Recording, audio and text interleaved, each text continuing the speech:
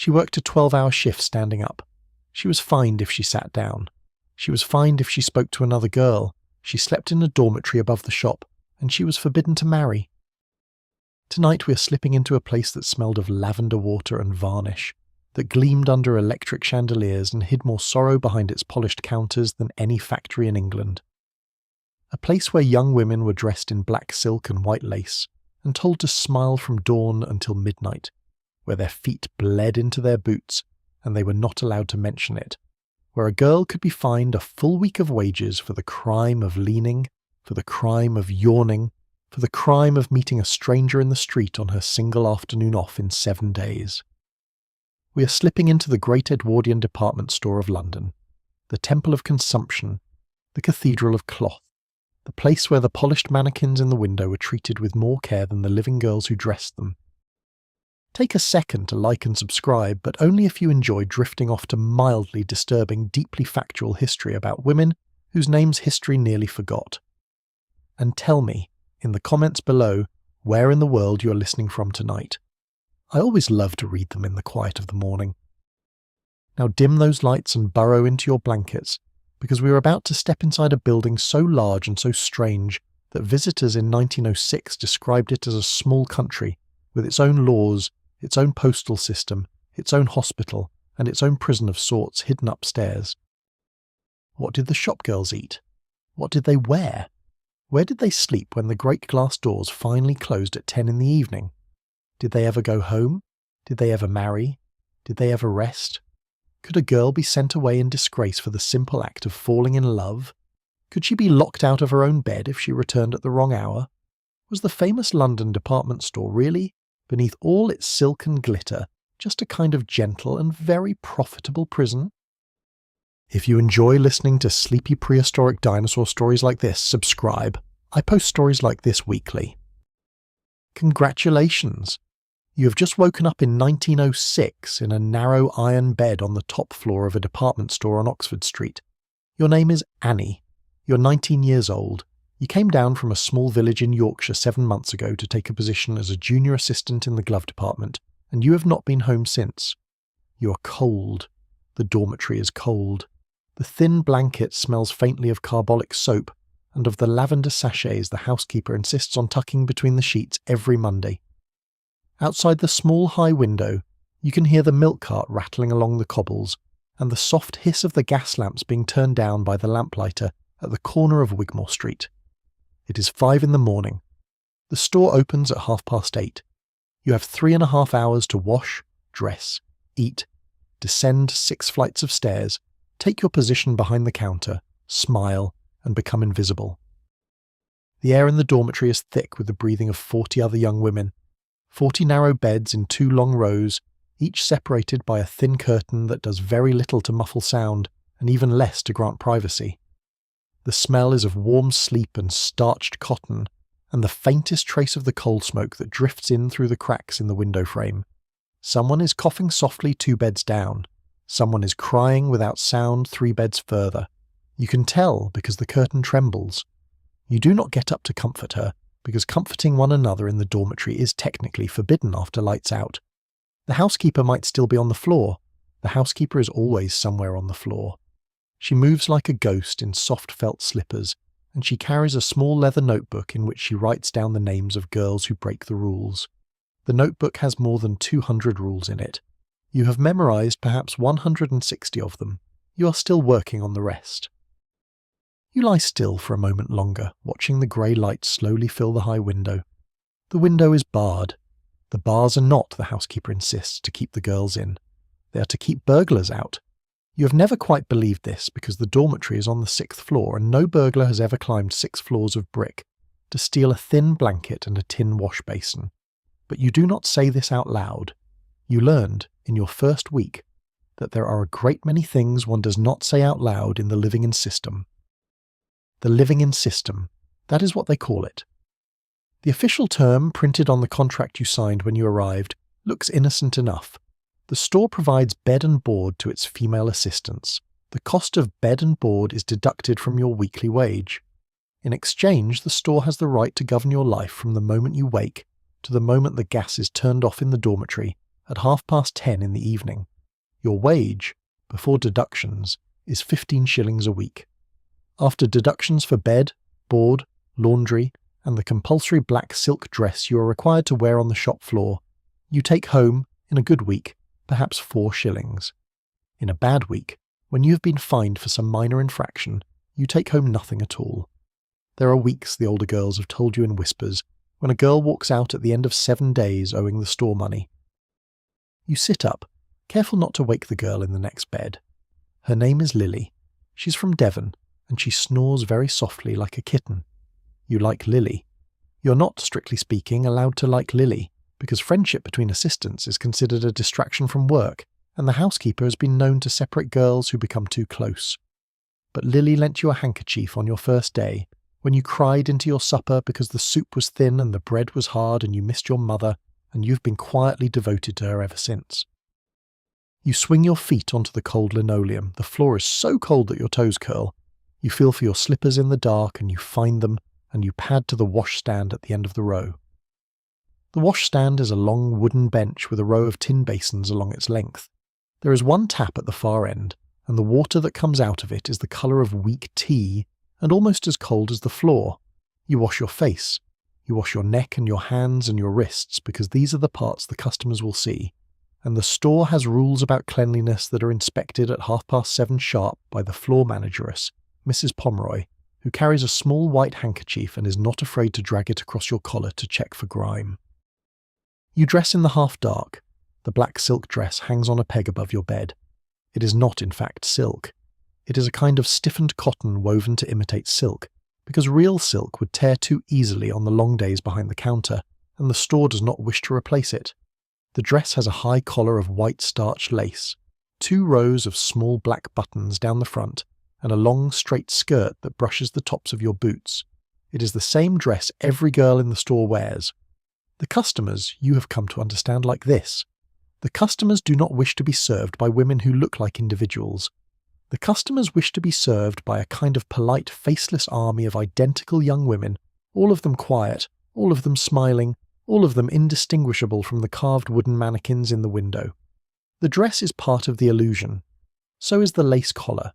So is the small brooch you're required to pin at your throat, engraved with the store's monogram in tiny gold letters that no customer will ever read, but that mark you unmistakably as the property of the house.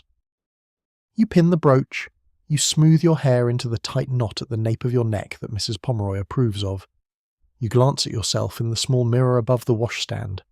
The face that looks back at you is pale, with shadows under the eyes, and a mouth that has forgotten how to move in any expression except the small, careful smile that the store requires.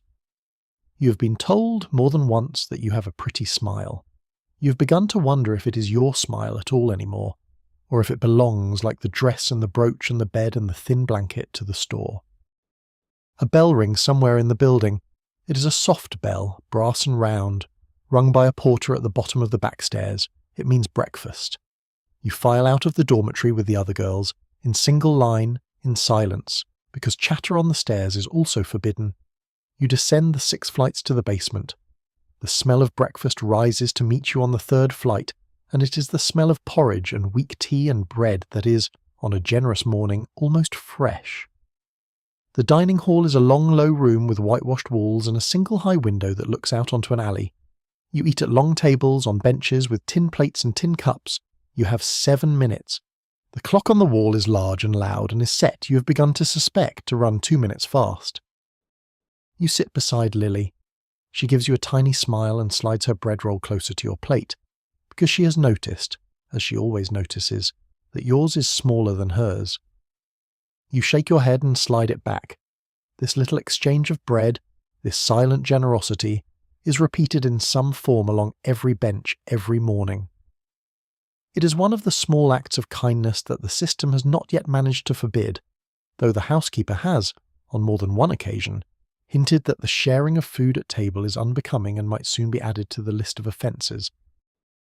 The porridge is grey and the tea is the colour of dishwater, but it is hot, and you have learned in your 7 months in London that hot is what matters in a January morning. You eat quickly, you drink quickly, you stand as the bell rings again, and you file up the back stairs to the shop floor.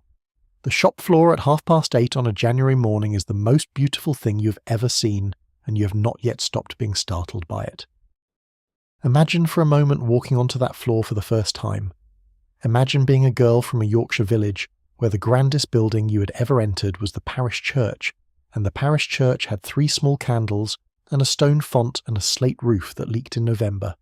And then imagine stepping out of the back stairs and into a hall so vast and so glittering that for a long moment you cannot understand what you are looking at. The ceiling is 40 feet high. It is painted pale blue, with gilt rosettes at the corners.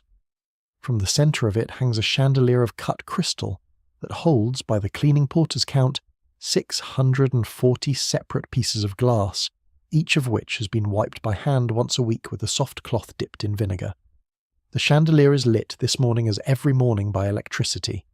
Electricity is still a marvel in 1906. Most of the houses in London are lit by gas, and many of the cottages in the country are lit by oil lamps and tallow candles, and yet the great London department stores are lit by electricity from the moment they open until the moment the last customer is bowed out at 10 in the evening. The light is white and steady and slightly cold, and it makes the silk and the silver and the cut glass in the display cases glow as though they have been touched by some kind of gentle, patient fire. The floor beneath your feet is parquet, oak laid in herringbone, polished every morning before the doors open by a small army of porters in green baize aprons. The porters arrive at 5 in the morning, before the assistants are even out of bed. They polish the floor on their hands and knees with soft cloths and a wax that smells of beeswax and turpentine. By the time you walk onto the floor at 8:30, the parquet shines like a still pond on a sunless day. To your left, as you enter, is the glove department. This is your department. Long mahogany cases run the length of the wall, with shallow drawers behind glass, and inside each drawer are gloves of every conceivable kind. White kid gloves for evening, 20 buttons long, so fine that a folded pair can fit inside a walnut shell. Tan riding gloves with reinforced palms. Black morning gloves of dull cotton. Lavender gloves for half mourning, when the period of deep grief has begun to soften. Children's gloves embroidered with rosebuds. Driving gauntlets lined with rabbit fur. Opera gloves of cream silk so long they will reach above the customer's elbow and tie with a tiny ribbon. The gloves are arranged by size and by colour and by occasion, in a system of such fine particularity that it took you 3 months to learn it, and even now you sometimes hesitate before reaching for the correct drawer. To your right is the haberdashery, with its hundreds of small wooden bowls of buttons, its spools of silk thread in every colour the dye works could produce, its ribbons measured out in yards from great spinning wheels of wood and brass. Beyond that is the perfumery, with its glass bottles arranged like a small army of soldiers, each labelled in gold script. Beyond that, the millinery, where the hats sit on tall wire, stands like a strange and silent flock of impossible birds. Beyond that, the costume department. Beyond that, the linens. Beyond that, the carpets. Beyond that, 6 more floors of departments, each more astonishing than the last, until at the very top, just below the dormitory where you sleep, is a small ladies' tea room with palm trees in brass pots, and a string quartet that plays every afternoon from 3 until 5. It is, the store boasts in its advertisements, a small town inside a building. It is, you have come to understand, a small town that owns you. You take your position behind the glove counter. There are 4 assistants assigned to the glove department, and you are the youngest. The senior assistant is Miss Whitfield, who has been with the store for 11 years, and who knows the location of every glove in every drawer, and the name of every regular customer, and the precise hand size of the duchesses, marchionesses, and merely wealthy women who form the bulk of the store's clientele. She is 41 years old. She is never married, because the store does not permit married women to live in. She has saved, by careful economy, almost £90 over her 11 years, and she has begun to speak in private of opening a small shop of her own in Bournemouth one day. You do not know if she will ever do it. The older girls in the dormitory whisper, when the gas is turned down, that Miss Whitfield has been speaking of Bournemouth for at least 5 years. Below Miss Whitfield are the 2 assistants of middle rank, Miss Hardy and Miss Bellamy, who are 27 and 29 respectively, and then there is you. You are still, in the language of the trade, a junior. Juniors do not, as a rule, serve customers directly. Juniors fetch, juniors carry. Juniors stand at the back of the counter and wait to be summoned forward, holding the gloves that the senior assistants have selected, watching how a sale is made, learning the small, careful art of the upsell. The shop bell rings at 8:30. The great front doors are opened by the porters in their dark green livery, and the first customers of the day begin to drift in. Before any customer has crossed the threshold, however, there has been an inspection. There is an inspection every morning at 8:25, and it is conducted by Mrs. Pomeroy, the floor manageress, with a thoroughness that, were it transferred to any other trade, would qualify her for a position in the army. Mrs. Pomeroy is a woman of perhaps 50 years, with iron grey hair pulled into a knot even tighter than yours, and a small lorgnette on a black ribbon that she lifts to her eye when she wishes to disapprove of something. She wears a dress of perfectly plain black wool, with no ornament whatsoever, except a small watch pinned to her bodice that she consults often and always with the air of a woman who has discovered that someone else is wasting her time. She walks the floor at 8:25 every morning, and she stops in front of each assistant, and she looks her up and down, and she finds, in 9 cases out of 10, some small infraction to record in her little leather book. The Book of Rules in the London department store of 1906 was not a metaphor. It was a real book. At Whiteley's, the great store in Bayswater that some of the older girls in your dormitory had worked at before they came to Oxford Street, the Book of Rules ran to over 200 separate regulations, each of them carrying a fine. The book at your store is smaller, only 176 rules at the last count, but it is more than sufficient to ensure that every girl loses a portion of her wage to fines in any given week. Some of the rules are reasonable. You may not, for instance, eat behind the counter. You may not chew gum, though gum is so unusual a thing in England in 1906 that the rule seems almost decorative. You may not be late to your station. You may not be absent without a doctor's note, and even the doctor's note must come from a doctor approved by the store, because the store has had trouble in the past with girls who produced notes from accommodating doctors in exchange for small sums. You may not, of course, steal, and a girl found to be stealing is dismissed instantly, and her name placed on a black list that is shared between all the great London stores so that she will never work behind a counter in England again.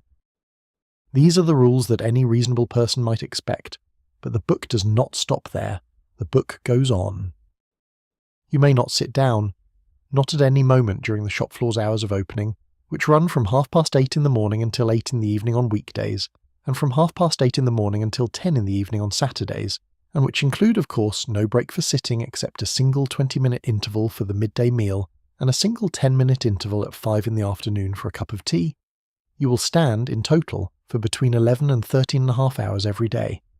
There are stools behind the counter, but they are for the seniors, and even the seniors may not sit on them except in the rare quiet hours of mid-afternoon, on a wet Wednesday in February, when no customer is in the store and Mrs. Pomeroy has gone briefly to consult with the floor walker in the carpet department.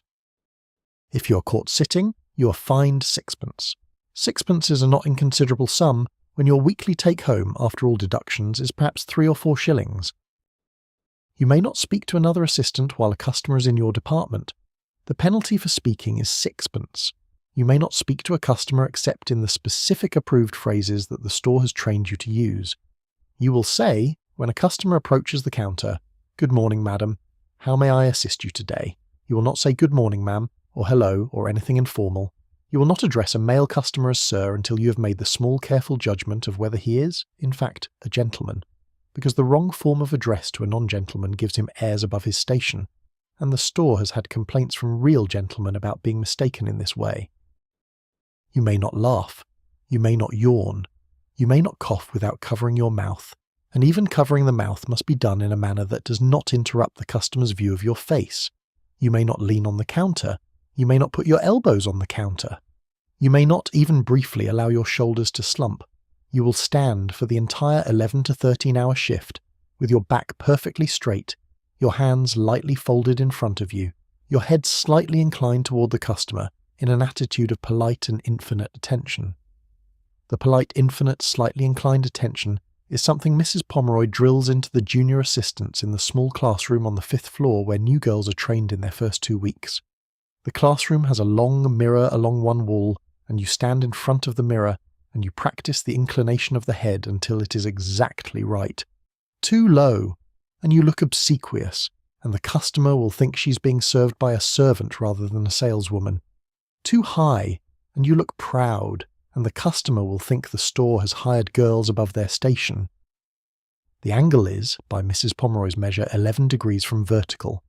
You have practiced the angle so many times that you no longer have to think about it. You will, you've come to suspect, incline your head at 11 degrees for the rest of your life, even when speaking to your own children, if you're ever permitted to have any. There are rules about the body.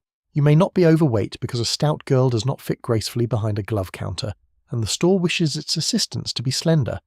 There are rules about the hair. The hair must be drawn into a knot at the nape of the neck. It may not be loose. It may not be curled in any elaborate fashion. It may not in particular be cut short, because short hair on a woman is considered, in 1906, to be a sign of either bohemian sympathies or a recent illness involving the brain, and the store does not wish to suggest either to its customers. There are rules about the hands. The nails must be clean and short. They may not be painted, though paint on the nails is in any case still rare in England and is associated with actresses and other women whose names are not mentioned at supper. The hands may not have visible cuts or bruises, and if you injure yourself, you are to bandage the injury in white linen and tuck the bandage as far up the sleeve of your dress as possible. There are rules about the voice. You may not raise it. You may not, of course, lower it to a whisper, which would suggest gossip. There is a particular tone, somewhere between a private murmur and a confidential confidence, which is the only acceptable register for serving a lady. It is the tone of a discreet doctor speaking to a patient, or of a priest in the confessional, or of an old family servant who has known the family longer than the children have been alive. The tone is taught in the classroom on the 5th floor like the inclination of the head. You learned it by reading aloud, every day for 2 weeks, from a small printed booklet titled The Manner of the Sales Assistant, which contained 24 model conversations between an assistant and a lady, each annotated in red ink with the precise inflections to be used. There are rules about smiling. The smile must be present at all times. It must not be too broad, because too broad a smile is vulgar. It must not be too narrow, because too narrow a smile is grudging. It must be, like the inclination of the head, calibrated to within a few degrees of correctness. Miss Whitfield, the senior in your department, can hold the correct smile for a full 13-hour shift, without, so far as you have ever observed, allowing it to slip. You have seen her hold it through a stomachache so severe she could not eat her supper. You have seen her hold it through a customer who berated her for 15 minutes for showing the wrong shade of lavender glove. You have seen her hold it through the news that her mother in Bournemouth had died, news that arrived by telegram at 3 p.m, and which she opened behind the counter and read and folded and put in her pocket and continued to smile through until the store closed at 8. She wept later, in the dormitory. You heard her. But she did not weep on the floor, because weeping on the floor was a finable offence, and the fine for weeping was, by some particular cruelty of the rule-book, 1 shilling, which is twice the fine for sitting. There is a rule, finally, that is not in the book but is understood by every girl in the dormitory and discussed in whispers after lights out. You may not, under any circumstances, become friendly with a male customer. You may not accept a card from him. You may not allow him to learn your name. You may not arrange to meet him outside the store. The penalty for any of these offences is not, in the formal sense, a fine.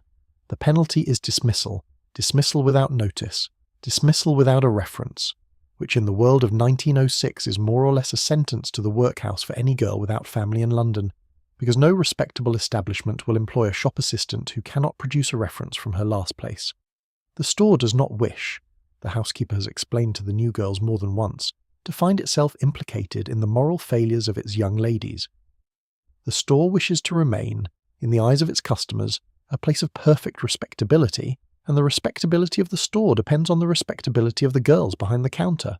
A girl who is seen, after closing, walking in Hyde Park with a young man, not her brother, is a girl who has put the respectability of the store in danger. Therefore she is no longer the store's concern. Therefore she is, on the following morning, escorted to the housekeeper's office, where her contract is terminated, her dormitory bed is reassigned, and her small trunk is carried down to the back door by a porter who has been carrying small trunks of dismissed girls down to the back door for so many years that he no longer remembers any of their faces. The number of girls dismissed each year for the offence of being seen with a young man is, by the older assistant's rough estimate, perhaps 4 or 5 in a store of 200. It does not sound like very many until you consider that the rule is enforced by an entire architecture of supervision. The housekeeper, the floor walker, the underhousekeeper, the senior assistants who have learned that promotion comes to those who report the indiscretions of juniors. The store does not, of course, send spies into Hyde Park. It does not need to. A girl seen by a customer in an indiscreet position will, sooner or later, be mentioned in a letter to the store, because the customers regard themselves as having a vested interest in the moral welfare of the establishments they patronize. A girl seen by another girl and reported will be summoned to the housekeeper's office that same evening. A girl who simply seems happier than usual, or sadder than usual, or who is observed to receive a letter that arrives in a hand the housekeeper does not recognize, will find that letter held for several days while the housekeeper makes discreet inquiries. The result of all of this, you have come to understand in your 7 months at the store, is not so much a system of rules as a system of weather. The rules are the climate in which you live. You stop thinking about them after the first month, in the same way one stops thinking about the rain in England. You simply dress for them. You incline your head at 11 degrees, you smile at the correct angle, you do not sit, you do not speak, you do not laugh, you do not cough except softly into a handkerchief held at the regulation distance from the mouth. You become, over weeks and months, a slightly different shape of person, and you do not notice the new shape until one Sunday afternoon, when you are permitted, briefly, to leave the store and walk in Regent's Park, and you catch sight of yourself in the window of a small pastry shop in Marylebone High Street, and you see that you are standing on the empty pavement at 11 degrees from vertical, with your hands lightly folded with the small careful smile arranged on your face, and there is no customer for whom you are arranging it.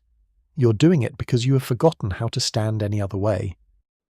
By 9 in the morning, the first customers have crossed the threshold. They come in 2s and 3s at first, and then in greater numbers as the morning warms. They are, almost without exception, ladies. Gentlemen rarely enter a department store in 1906 except to accompany their wives, and even then they tend to drift to the cigar counter near the front door, or to the section that sells silver hip flasks and silver-topped walking sticks, or simply to a deep leather chair in the lounge area that the store has provided precisely so that gentlemen can be discouraged from following their wives further into the building, where they might overhear prices and be alarmed. The ladies who come in the morning are of a particular kind. Mornings, you have learned, belong to the upper middle classes. The truly grand ladies, the duchesses and the marchionesses and the wives of the cabinet ministers, do not come to the store at all. The truly grand ladies are visited at home by senior assistants who are dispatched in handsome cabs with leather cases of samples. The morning customers are, instead, the wives of bankers and barristers and prosperous merchants, the rural gentry up from the country for the season, the women whose husbands have made their money in trade, and who are therefore obliged to demonstrate by their dress and their bearing that the money has been made some time ago and is now thoroughly respectable. They arrive in long dark coats with fur collars, sable if they are very prosperous, mink if they are merely prosperous, astrakhan if they wish to be thought of as bohemian, which a few of them do. The fur collars smell very faintly of camphor, because they have been packed in chests during the warm months and the camphor has not yet entirely faded. The ladies are gloved, of course. They're always gloved. To enter the public street without gloves is, in 1906, a thing only a kitchen maid or a flower seller might do, and even the flower sellers wear fingerless mittens of grey wool in the winter. The ladies wear hats with veils, and the veils are turned up over the brim, so that the face beneath is visible but framed in fine net. The veils are a kind of soft armour. They permit the lady to look at the world and the world to look at her, but at one small protected remove. A lady approaches your counter. Miss Whitfield steps forward. You, the junior, take 1/2 pace to the side and slightly behind Miss Whitfield, so that you are visible but not obtrusive, present but not pressing. You have practised this 1/2 pace. It must be neither too far nor too close. It must convey that you exist and are ready to be summoned, but that you do not consider yourself worthy of independent address. The lady wishes, she says, to see kid gloves for evening, white, 20 buttons, for a daughter who is to be presented at her first court ball in February. Miss Whitfield inclines her head at 11 degrees and produces, from the appropriate drawer behind her, a tray of white kid gloves arranged on dark blue velvet. The contrast between the white kid and the dark blue velvet is something the store thinks about very carefully. Velvet has been chosen, after many trials, as the background that flatters white kid best. There are dark green velvets in the haberdashery for showing off pearls. There are deep red velvets in the perfumery for showing off small bottles of gold liquid. There are wine-coloured velvets soft as a sleeping dog for showing off rings of diamonds. The store understands, in a way that few other businesses in London understand, that the goods sell not on their own merit but on the small theatre arranged around them. The lady studies the gloves. She lifts one of them with the tips of her own gloved fingers because she will not, of course, touch the white kid with her bare skin, and a lady's bare skin is, in any case, never exposed in a public place. She turns the glove, she examines the stitching, she asks the price. Miss Whitfield names the price. It is a price that would represent for you more than a month of wages. The lady considers it. She purses her lips slightly. She asks whether the glove is French. Miss Whitfield says that it is, and indeed it is, having come 3 weeks ago from a small workshop in Grenoble that supplies most of the great London stores. The lady nods. She would like, she says, to see a slightly heavier weight. She's not certain her daughter is suited to so fine a glove. This is the moment you have come to recognise that separates the senior from the junior. The lady has not said that she does not wish to buy the fine glove. The lady has not said that the fine glove is too expensive. The lady has said only that her daughter is not suited to it, which is a different statement entirely. The fine glove is, of course, perfectly suited to the daughter, because the daughter is to be presented at court, and at court one wears the finest glove one can afford. What the lady is saying, in the careful language of the morning customer, is that she would like to be persuaded that she can afford the finest glove. She would like Miss Whitfield to find, somehow, in the careful inflections of her trained voice, the form of words that will permit the lady to take home the finest glove without feeling that she has been extravagant. This is the small, careful art of the senior assistant, and Miss Whitfield is, you have come to believe, one of the great masters of it in London. She does not, of course, contradict the lady. She agrees that there are heavier gloves, that some daughters do prefer a slightly more substantial kid, that the question of suitability is delicate and must be considered. She produces a second tray. The second tray contains gloves of a slightly heavier weight, gloves that are also from Grenoble, gloves that are also expensive, though slightly less so. She does not place the new tray over the first. She places it beside the first, and she allows the lady's eye to travel between them. She mentions, in the most natural way, that the daughter of Lady Bramwell, who was presented last February, and whose ball was much talked of in the society columns of the Morning Post, had selected gloves from the first tray. She does not mention this with any emphasis. She mentions it as a small fact that simply happens to be true, and the lady, of course, decides on the spot that her own daughter cannot be presented in anything less than what Lady Bramwell's daughter wore. The sale is made. Miss Whitfield writes the bill in her careful copperplate. She summons a porter who carries the gloves in their tissue paper in a small dark blue box with the store's monogram in gilt, to the desk at the front of the floor where the lady will pay the cashier. The lady leaves. Miss Whitfield turns to you and says in the lowest possible murmur, "Well done, Annie. You have not, in fact, done anything.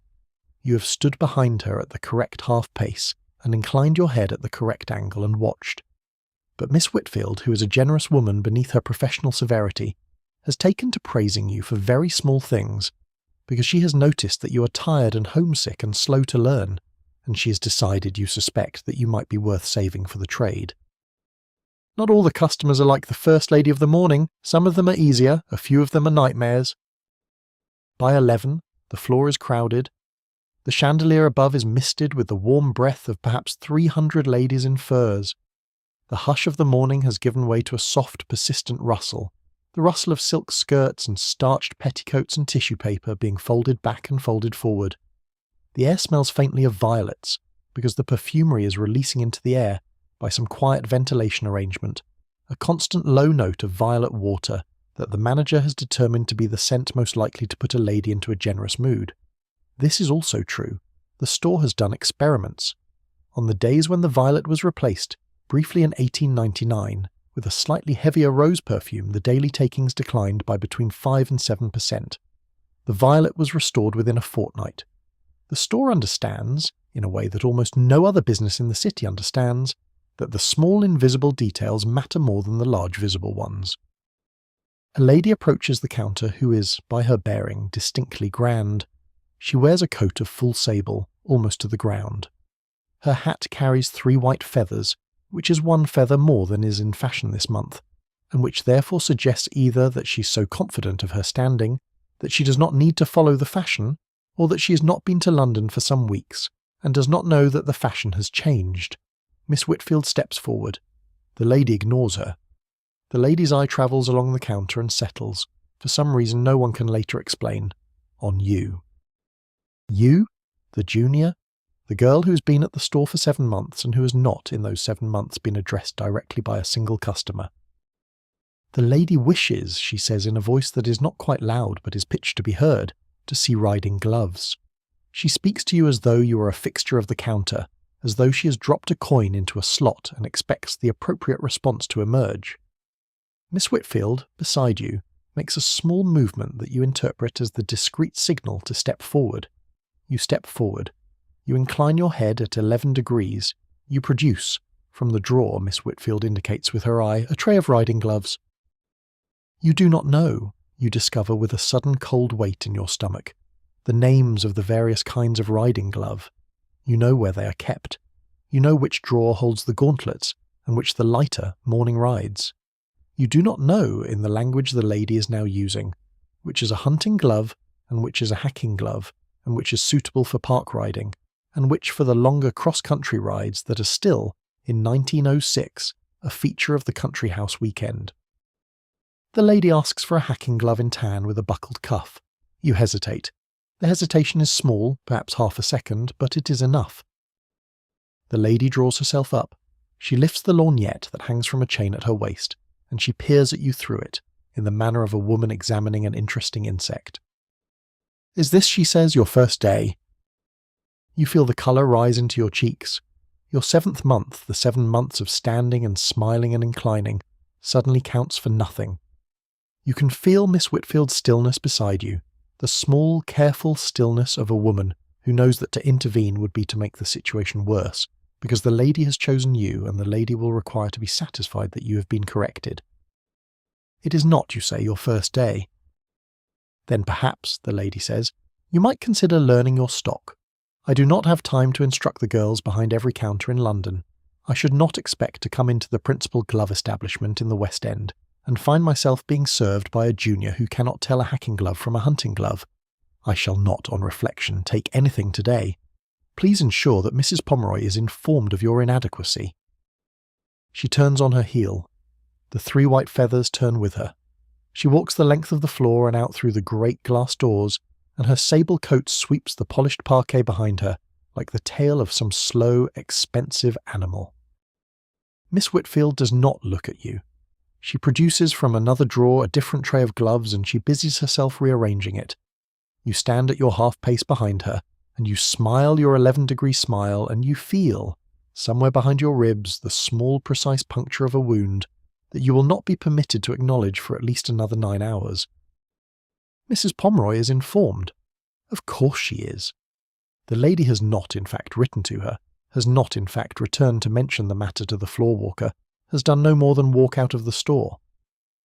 But Mrs. Pomeroy, who has watched the exchange from her position by the lift, has already made her note.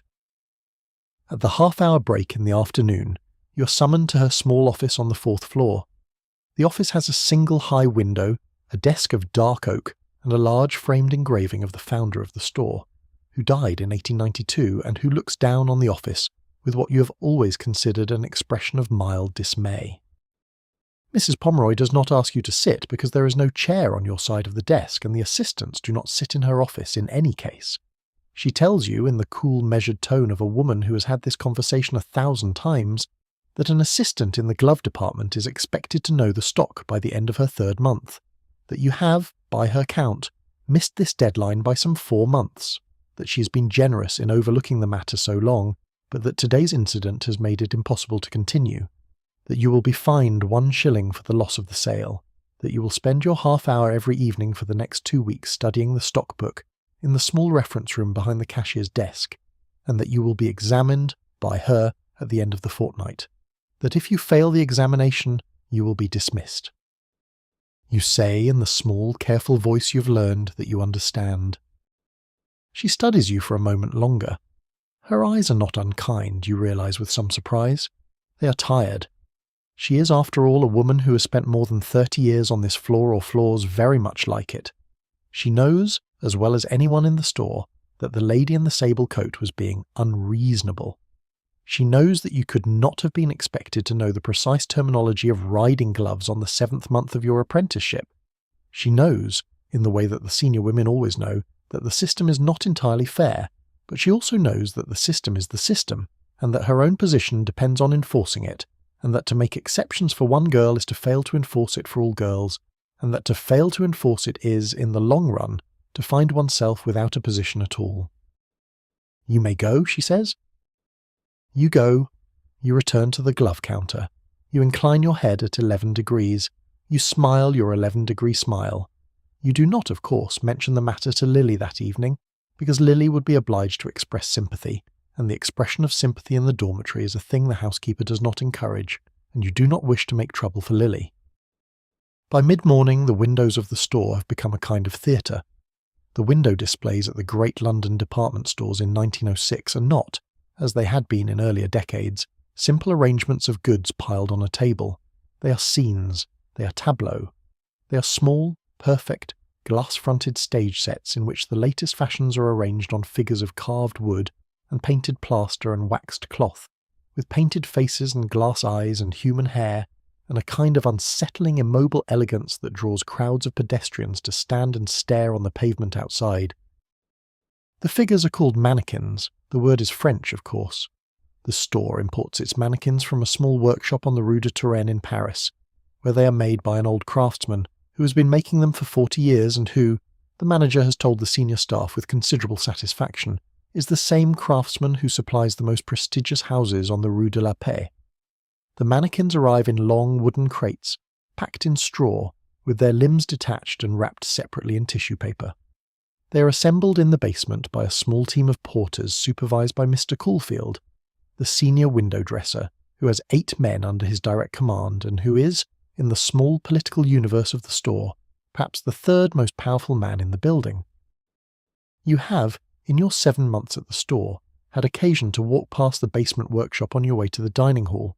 You have looked through the open door once when no one was watching.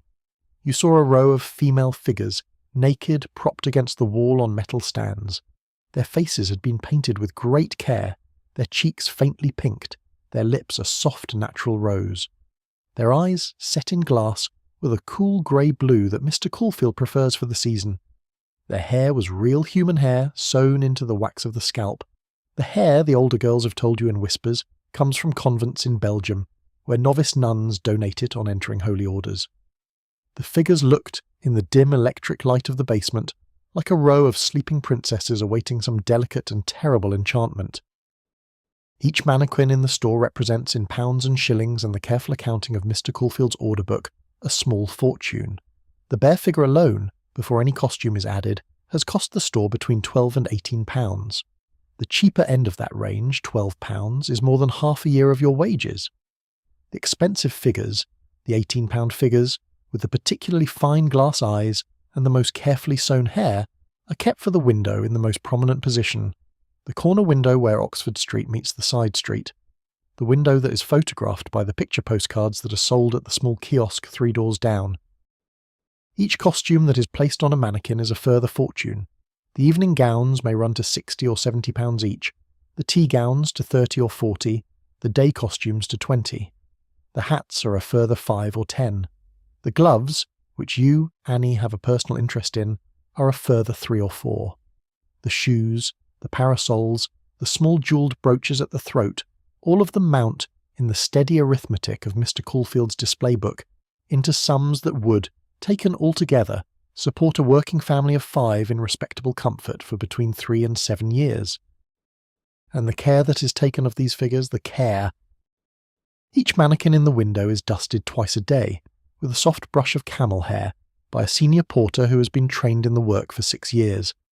Each mannequin is shielded from the direct sun by a fine canvas curtain that is drawn across the inside of the window on bright afternoons, because direct sun would yellow the wax and dry the paint. Each mannequin's costume is examined every morning for the smallest sign of dust or fading, or the small white deposits left on dark cloth by the occasional moth that finds its way into the building. Despite the cedar shavings the store packs into every storage cupboard. The costumes on the mannequins are removed every Sunday morning, when the store is closed, and replaced with fresh costumes from the stockroom, so that no single garment is exposed to the dust and the gaslight and the warm breath of the city for more than 6 days at a stretch. Each mannequin has a temperature-controlled position. The figures are placed away from the radiators in the winter, because the heat would soften the wax, and away from the windows themselves in the summer, because the glass concentrates the sun. Each mannequin is repaired immediately if any small chip or scratch appears on its painted surface, and the repair is undertaken by Mr. Caulfield himself, who keeps a small box of paints and varnishes locked in his desk, and who works on the repairs after closing hours so that the public will never see the figures undressed or unfinished. Each mannequin is, when it is finally retired from service after some years of display, not thrown away but carefully crated and returned to the basement, where it joins a small museum of older figures in storage, and Mr. Caulfield has been heard to say that he could not bring himself to dispose of the figures even if the manager were to insist, because they are works of art and ought to be preserved. And then there is you, and Lily, and Miss Whitfield, and the 40 other women in your dormitory, and the perhaps 160 more women in the dormitories on the other side of the building. You're not dusted. You're not shielded from the sun. You're not given a fresh costume every 6 days. You're given one black dress on your arrival, and it is expected to last you until it disintegrates entirely, which in the case of Miss Hardy occurred only last winter, at which point Miss Hardy was required to purchase a replacement out of her own wages, at a cost of 11 shillings and sixpence, which represented more than 2 weeks of her take-home pay. You are not given a temperature-controlled position. The dormitory in the winter is bitter, because the heating in the upper floors of the building has never quite reached the standard of the heating on the public floors below, and Mr. Caulfield's mannequins, which must be kept at a steady 62 degrees Fahrenheit, are accommodated more generously than the girls in the dormitory, who, on a January morning, may find their washing water has a thin skin of ice across it. You are not repaired. When you fall ill, when you cough, when your feet swell after a 13-hour shift and you cannot lace your boots in the morning, when the headache that has come on you since the 2nd week of February will not go away, you are not taken to a small workshop in the basement and gently restored. You are, in the best case, sent to bed for a single day, with the cost of that day deducted from your wages, and you are expected to be on the floor again the following morning. In the worst case, if your illness threatens to extend beyond a day or two, you are sent away. You are sent home, if you have a home. You are sent, if you do not, to the lodgings of a relative if any can be found, and if no relative can be found, you are simply dismissed. Because the store cannot, the manager has explained more than once at the half-yearly meeting of senior staff, be expected to operate as a hospital. The store sells gloves. The store does not nurse the sick. The store is a place of trade. You are not, when your useful service is finished, preserved in a small museum in the basement.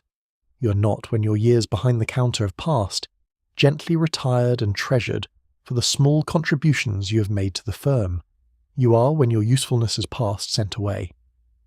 The senior assistant who can no longer stand for 13 hours, whose feet have failed her, whose back has begun to curve, whose smile has finally lost the small careful angle, is dismissed. She is given a small farewell handshake from the manager, perhaps a guinea in an envelope if she has been with the firm for more than 20 years, and a polite recommendation, and she walks out of the building into a London that has no place for an unmarried woman of 50, whose only skill is the selling of gloves. You have seen this happen. In your 7 months at the store, 3 senior assistants have gone in this way. One of them, Miss Marsden of the perfumery, had been with the store for 31 years. She had begun, the older girl said, in the same year that Queen Victoria's husband died, which would make her almost a part of the store's founding history. She had a small framed photograph of herself as a young assistant on the wall of her cubicle in the dormitory. The photograph was taken in 1876 and showed a tall, slender girl of perhaps 20, in the black dress of the period, smiling carefully with her hands folded. The photograph went down to the back door with her trunk on the morning she was dismissed. The dismissal was not a punishment. The manager was gentle about it. She had simply slowed, he said. She had begun to take longer to fetch the smaller perfumes from the upper shelves. She had on one occasion been observed by a customer to be supporting herself against the counter, which had given the customer an impression of unsteadiness in the establishment. The store could not, the manager said, continue to employ her. He gave her £2 and a recommendation. She left at 9 in the morning, in a cab that the porter called for her, and she went, the older girls believed, to a sister in Camberwell who took her in. Whether she lived a long time after that or a short one, no one in the store ever heard. The mannequin in the front window, by contrast the £18 mannequin with the cool grey-blue glass eyes and the human hair from a Belgian convent, will be preserved when its time comes. It will be wrapped in tissue paper, it will be laid in a long wooden crate, it will be carried to the basement museum. Mr. Caulfield will speak fondly of it for many years. This is the truth, perhaps the deepest truth, of the great London department store at the height of the Edwardian age. It is not, in the end, that the girls are treated badly, because the management is cruel. The management, in many cases, is not cruel. The manager of your store is a stout, kindly man of 60 with a wife and 4 daughters, and he gives generously to the church and the Salvation Army, and every Christmas distributes oranges to all the assistants in the dormitories. The housekeeper, Mrs. Pomeroy, is not unkind in her private thoughts. She has, you suspect, a small soft place for the more homesick of the new girls. Mr. Caulfield, the window dresser, is by all accounts a gentleman who would never raise his voice to an assistant, and who has once, 2 years ago, given his own scarf to a junior who was caught in a sudden hailstorm on her half-day off.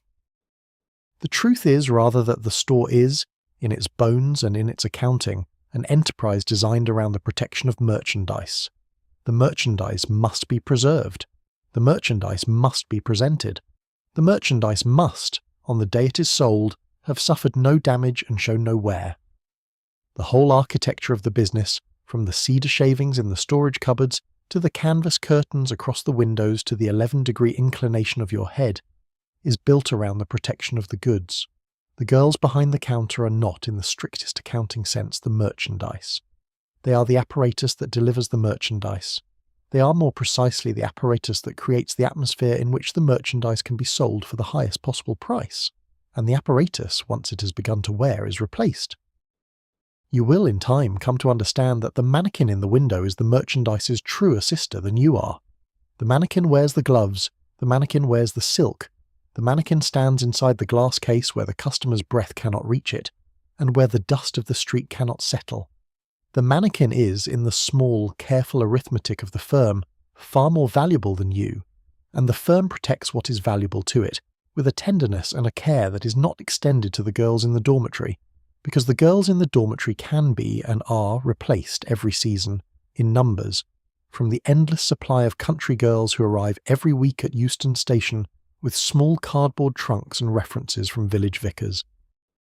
A girl from your dormitory, a girl named Maud who came down from Northumberland in October, and who slept in the bed beyond Lily's, told you once, late in the evening when the gas was already turned down, that her uncle had said to her before she came south that London was a place that ate young women in great numbers without ever being seen to chew. You did not, at the time, understand what he meant. You thought he meant the dangers of the streets, the assaults and the abductions, and the trade in human flesh that the Sunday papers in your village had spoken of with so much horrified relish. You thought he meant the obvious dangers. You did not know at the time that there were other ways of being consumed. You know now. You have come to understand that the most thorough consumption is not the violent one. It is the slow one. It is the consumption that happens by the inch, by the half pace, by the 11-degree inclination of the head, day after day for years, until the girl who arrived from Yorkshire is no longer entirely the girl who arrived from Yorkshire, until she stands on the empty pavement in Marylebone High Street, and finds that her body has learned a posture that is not her own. You have come to understand, and you have not yet decided what to do about your understanding. You are 19 years old. You have 3 shillings saved in a tin under your bed. You owe by the strictest reckoning your soul to no one in particular, but your body, for the next several years at least, to the store. You have signed a contract, you have accepted the bed and the board. You are in every practical sense where you are. And it is, As you stand at the counter in the warm, violet-scented air of mid-morning, not entirely a terrible thing to be where you are. The chandelier is still beautiful. The white kid gloves on the dark blue velvet are still beautiful. Lily, 2 counters away in the haberdashery, will catch your eye when she can and give you the smallest shadow of a smile. You will, in the dining hall at lunchtime, slide your bread roll toward her. The day will continue. The day will end. Tomorrow there will be another day. The midday bell rings at 1:30. It is not, you have noticed, the same bell that rings at 8:30 in the morning. It is a smaller bell with a softer note, and it is rung not by a porter, but by Mr. Greaves, the underfloor manager, who passes through the departments in a particular order, ringing his bell as he goes. The bell is small for a reason. The store does not wish the customers to be aware that the assistants are about to be released, in shifts, for their midday meal. The customers must not be reminded that the assistants are creatures who eat. The eating of the assistants is a thing that takes place out of sight, in the basement, and the bell is small so that the eating shall not be heard. You and Lily are released in the second shift. The first shift consists of the seniors and the assistants whose work has finished its small natural cadence and who can be spared without loss of trade. The second shift, 20 minutes later, takes the juniors and the assistants whose counters are less busy in the afternoon. You will not today see Miss Whitfield in the dining hall, because Miss Whitfield is in the first shift and will already have eaten and returned by the time you descend. You walk down the back stairs with Lily. You do not speak. Speech on the stairs is, of course, still forbidden. You will not be permitted to speak to one another until you are seated at the dining table, and even then your conversation must be carried on at a volume that does not carry to Mrs. Pomeroy's deputy, who sits at the head of the room and writes things down in a small book that is not technically a punishment book, but that everyone treats as one. The dining hall in the basement is long and narrow, with whitewashed walls, 3 high windows that look out onto a brick-lined area where the coal is delivered, and a low ceiling crossed by iron pipes that hiss faintly when the steam in them rises. There are 6 long tables. Each table seats 20. The tables are bare wood, scrubbed every morning by the scullery maids who work for the cook, and the benches are bare wood also, with no cushions and no rests. You sit. You are given a tin plate, a tin cup, a knife and a fork of plated steel that have been used by perhaps 100 girls before you over the last decade, and which carry the small soft scratches of long service. The food this Tuesday in January 1906 is what the cook describes on her chalkboard as Irish stew.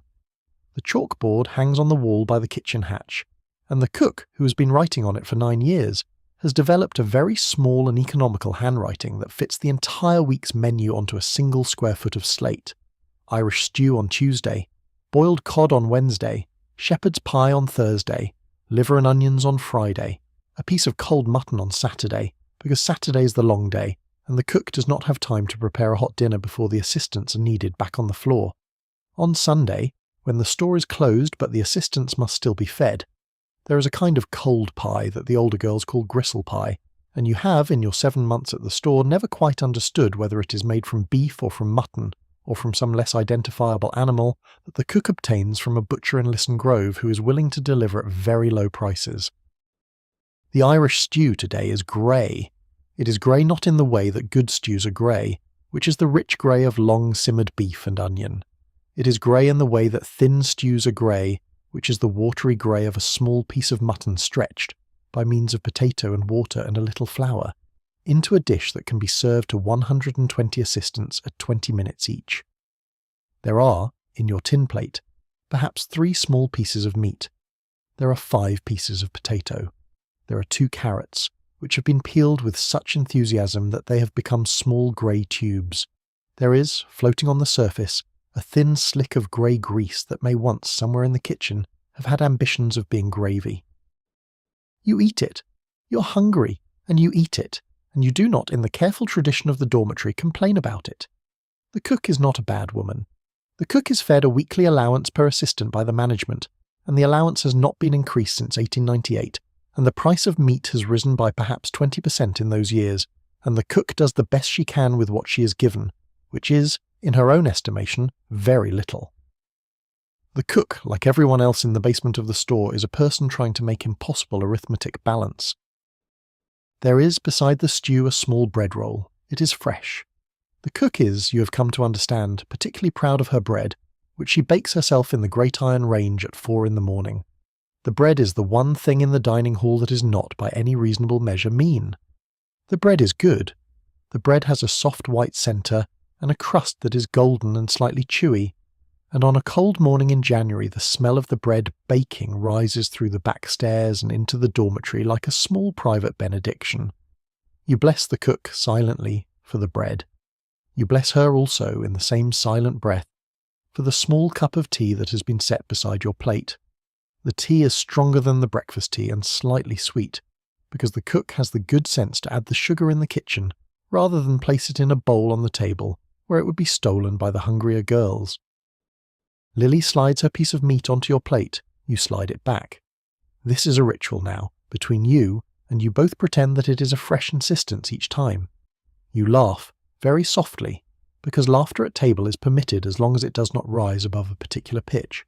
You speak in the lowest tones you can manage about small things, about the weather, about the customer in the green hat who, that morning, tried on 17 pairs of gloves and bought none, about the rumour which is circulating that week through the dormitory that the senior haberdasher, Mrs. Allen, is to be promoted to a small post in the new branch the firm is opening in Manchester. You do not speak about the lady in the sable coat. You do not speak about your interview with Mrs. Pomeroy. You do not speak about the fine of 1 shilling that has already been entered by Mrs. Pomeroy's careful pen in the great ledger that the cashier consults each Friday when the wages are paid. There are 20 minutes for the meal.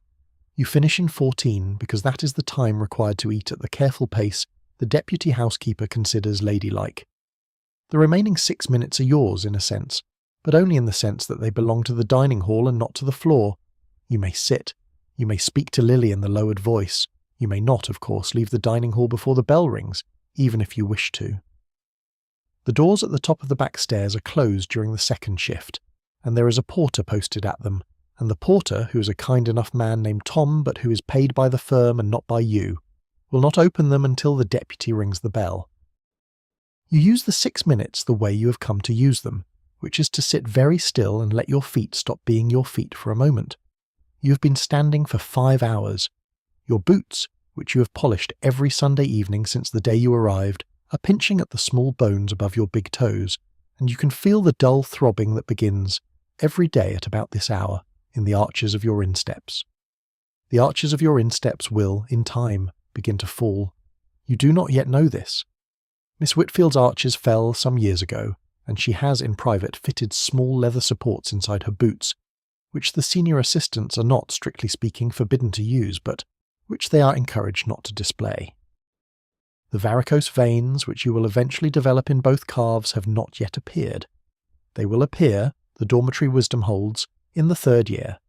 They will begin as a faint blue tracery along the inside of the right calf, and they will spread year by year until by the 7th year, a girl who has stood for 13 hours a day, 6 days a week, will have legs that look, from the knee down, like a map of slow blue rivers. The veins ache in cold weather. They throb after a long day. They become, in older women, knotted and painful and require the binding of the legs with strips of cotton each morning. Miss Whitfield has, you have seen by accident once when you helped her with a fall in the back room, the veins of a woman who has stood behind a counter for 11 years. The bell rings, the second shift is over, you stand, you return up the back stairs, you take your place at the glove counter, you begin the second half of the day. The afternoon, in the great London department stores, is the longer and the harder shift. The morning is brisk. The morning brings, with its energetic customers, a kind of natural impetus that carries the assistants through the first 5 hours. The afternoon is slower. The afternoon brings, after 3, the kind of dawdling customer who is not, in truth, intending to buy anything at all, but who has come to the store to pass the time, to escape the cold of the streets, to look at the millinery and the perfumery and the silks without any commitment to purchase. The afternoon assistant must serve these customers with the same attention and the same careful inclination of the head that she gave to the morning customers, even though she knows, by the small signs that the senior assistants learn to read, that the afternoon customers will leave with nothing. You serve a woman who tries on 6 pairs of evening gloves and buys none. She apologizes as she leaves. She is not, she says, quite certain about the colour and would like to consult her sister, who is in Sussex and who cannot be reached until the weekend. You smile your 11-degree smile. You replace the gloves in their drawers. You incline your head. You stand. You wait. By 4 in the afternoon, the chandelier above you has begun to seem for the first time very bright. By 5, the small dull ache in your feet has begun to spread up into your calves, and the small dull ache in the small of your back, which began at noon and which has been steadily progressing, has reached the level between your shoulder blades. By 6, the cup of tea at the 5 o'clock break, which is permitted to be drunk standing in a small alcove behind the counter, will have been the most welcome thing in your day. By 7, you will have begun to count, by silent and careful subtraction, the minutes until 8. By 7:30, you will be aware of every separate bone in your feet. The afternoon is also when, by the small slow law of the trade, the difficult customers arrive. The morning customer has a list. The morning customer has come to the store to purchase a specific thing and intends to leave with it. The afternoon customer is, more often, the customer who is wandering. The wandering customer is unpredictable. She does not know what she wants. She has not made up her mind. She has, very often, time on her hands, and a small private discontent that she would like to relieve by causing some small inconvenience to a salesgirl. This last is not, you have come to understand, deliberate cruelty. The wandering afternoon customer does not, in most cases, wake up that morning and resolve to torment the assistants of the Great West End. She is, very often, lonely. She is, very often, in some quiet sorrow of her own that she would not name. She has come to the store because the store is warm and bright and smells of violets, and because the assistants must be polite to her in a way that her own family is no longer obliged to be. She has come to be attended. You attend her. It is your job to attend her.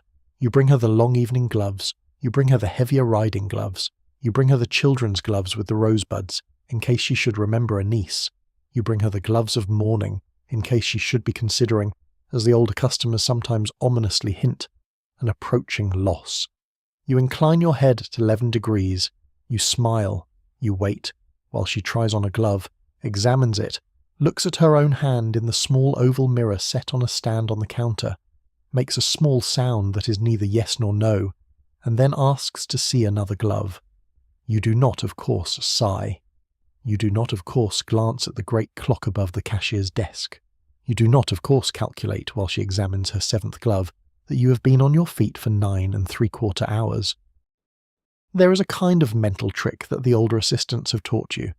You learned it from Miss Hardy in your 2nd month. The trick is to think of nothing.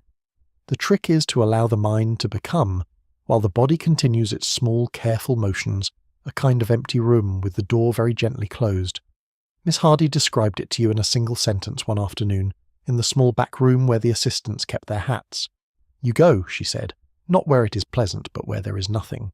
You go where there is nothing, and you wait. You did not at the time understand what she meant. You assumed she meant some pleasant memory. The fields outside your mother's cottage in Yorkshire, perhaps, where you used to walk in the long northern summer evenings before you came south. The kitchen at home with the warm range and the smell of baking bread. The sea, which you had visited once when you were 11, and which you had thought, at the time, was the most beautiful thing you would ever see in your life. You assumed Miss Hardy meant some such pleasant retreat. She did not. Miss Hardy meant, you have since come to understand, the opposite. The pleasant retreat will betray you. The pleasant retreat will, if you stay there too long, bring you back to the floor with tears in your eyes and a small soft expression on your face that the customers will read as inattention. The pleasant retreat must be kept very small and very brief, like a sip of cold water. What you need, for the long afternoon hours, is somewhere that is not pleasant and is not painful. Somewhere that is empty. Somewhere that has no weather at all.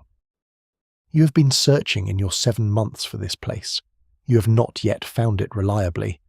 Sometimes, when the customer who is examining her 7th glove takes a particularly long time, you find that your mind drifts toward the dormitory and toward the small tin box under your bed in which you keep your 3 shillings, and you begin to count, against your will, how many such shillings would be required before you could afford a railway ticket back to Yorkshire. The answer is 24 shillings, and you have 3 shillings, and the calculation is therefore not consoling. You turn away from it. You attempt to find the empty room that Miss Hardy described. You usually find, instead, a corner of the room that has the great clock above the cashier's desk visible in it, and you spend 3 minutes silently watching the minute hand creep forward by 1 mark, and this is, in its way, a kind of emptiness, though it is not quite the emptiness Miss Hardy was describing. The 5 o'clock tea break is, for 10 minutes only, the small redemption of the afternoon. You and Lily and Miss Hardy stand in the alcove behind the haberdashery counter, holding cups of strong black tea that have been brewed by a junior in the small staff pantry.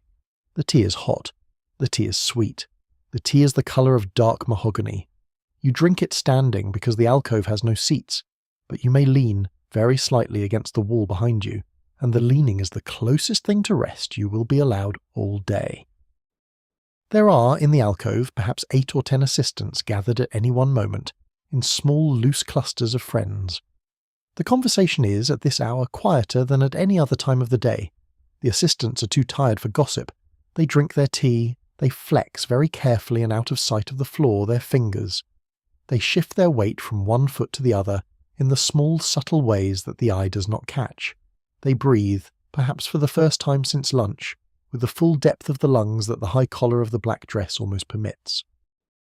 The 5 o'clock break in 1906 was, by the standards of the trade, a generous arrangement. The store had introduced it in 1894, after a delegation of assistants had presented a petition to the manager, signed by 98 of the women on the floor asking for some form of mid-afternoon refreshment. The manager, who had been a junior in the same trade himself, and who remembered the long afternoons of his own youth, had granted the request. He had granted it because he had calculated with some care that an assistant who had drunk a cup of tea at 5 was more useful at 7 than an assistant who had not. The calculation was not unkind. It was simply, as so much in the firm was, a calculation. The tea break existed not because the firm wished to ease the burdens of the assistants, but because the firm had concluded that the burdens of the assistants were now, at the late hour of the afternoon, beginning to affect the takings.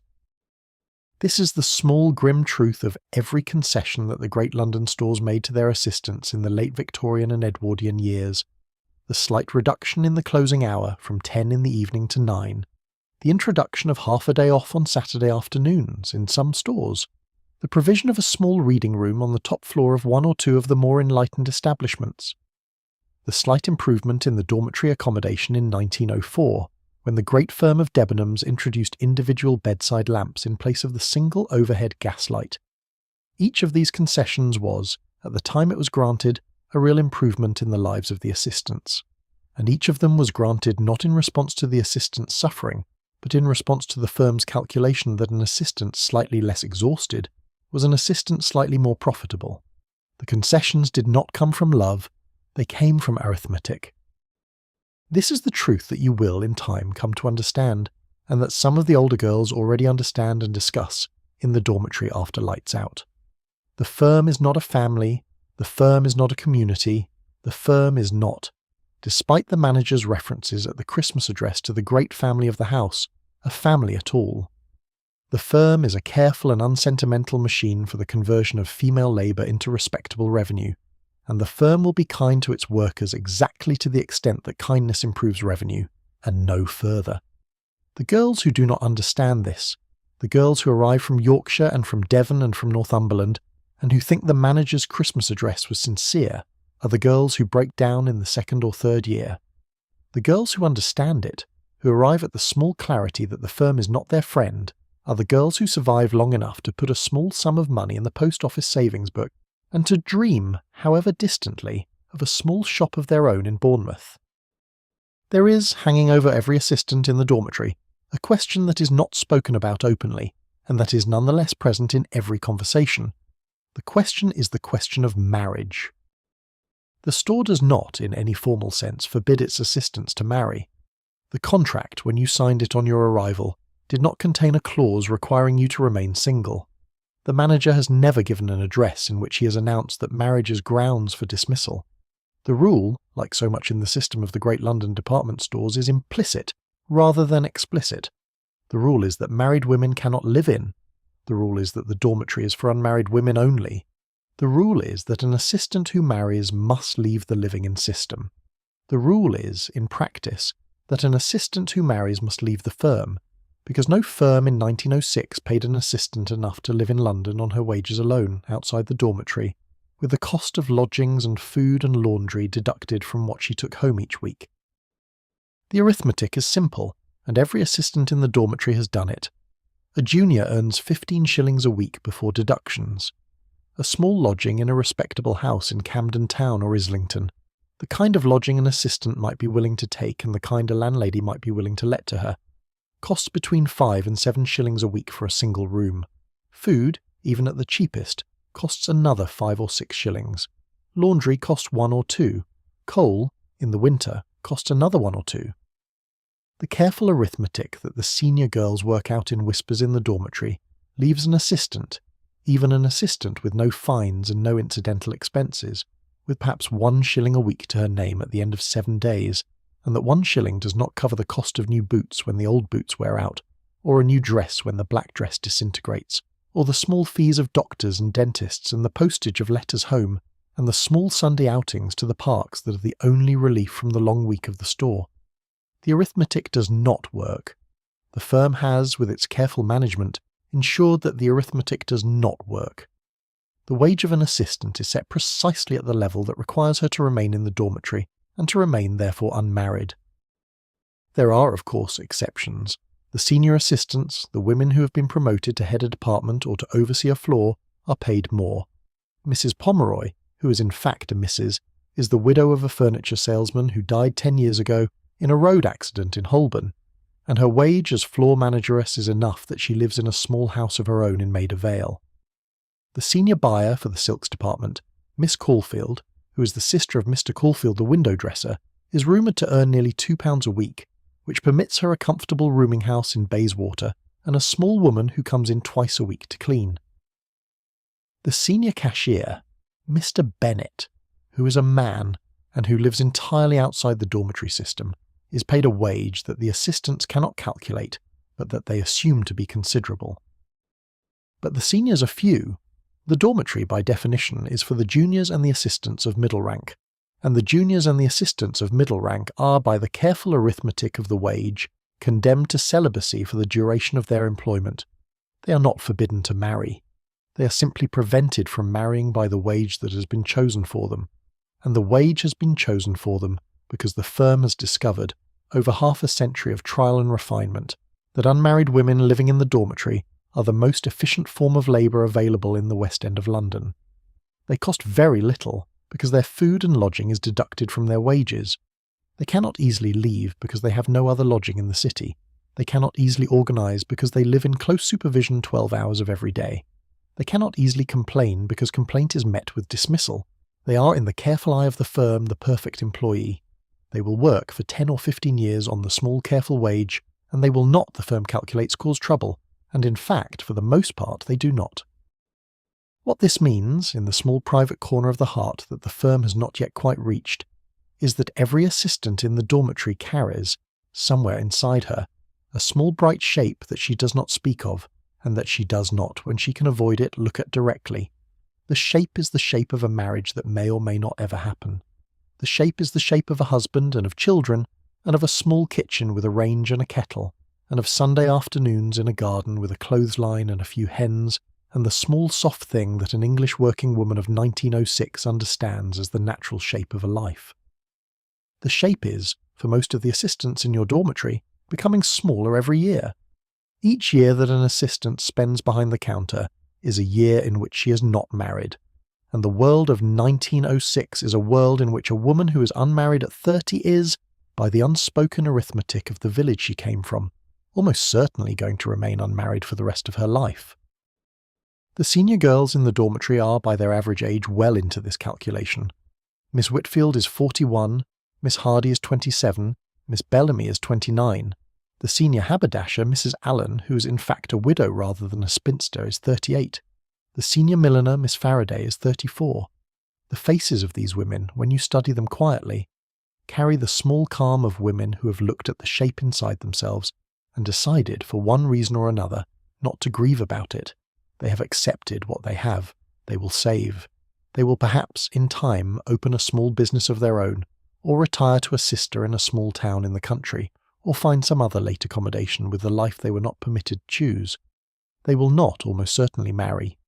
The shape inside them has become, by the slow alchemy of acceptance, the shape of something else, perhaps a kind of independent self-respect that the village they came from would not have permitted them, or a kind of small managed pleasure in the work itself, the careful selection of gloves and silks and ribbons, the small expertise in matching a colour to a complexion.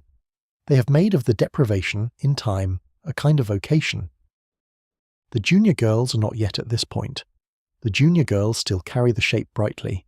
The junior girls still, in the lowered voice of the dormitory after lights out, speak of young men.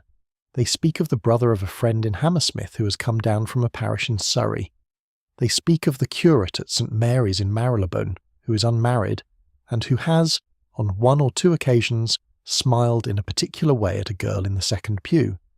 They speak of the young clerk in the cashier's office of the store, a quiet, thin man of perhaps 24 named Mr Lansdowne, who has been observed to look at Miss Bellamy when she passes the cashier's desk with her sales bills, and who is rumoured to have asked in writing for her hand, and to have been refused because the marriage would have required Miss Bellamy to leave the firm, and they could not afford to live on his salary alone.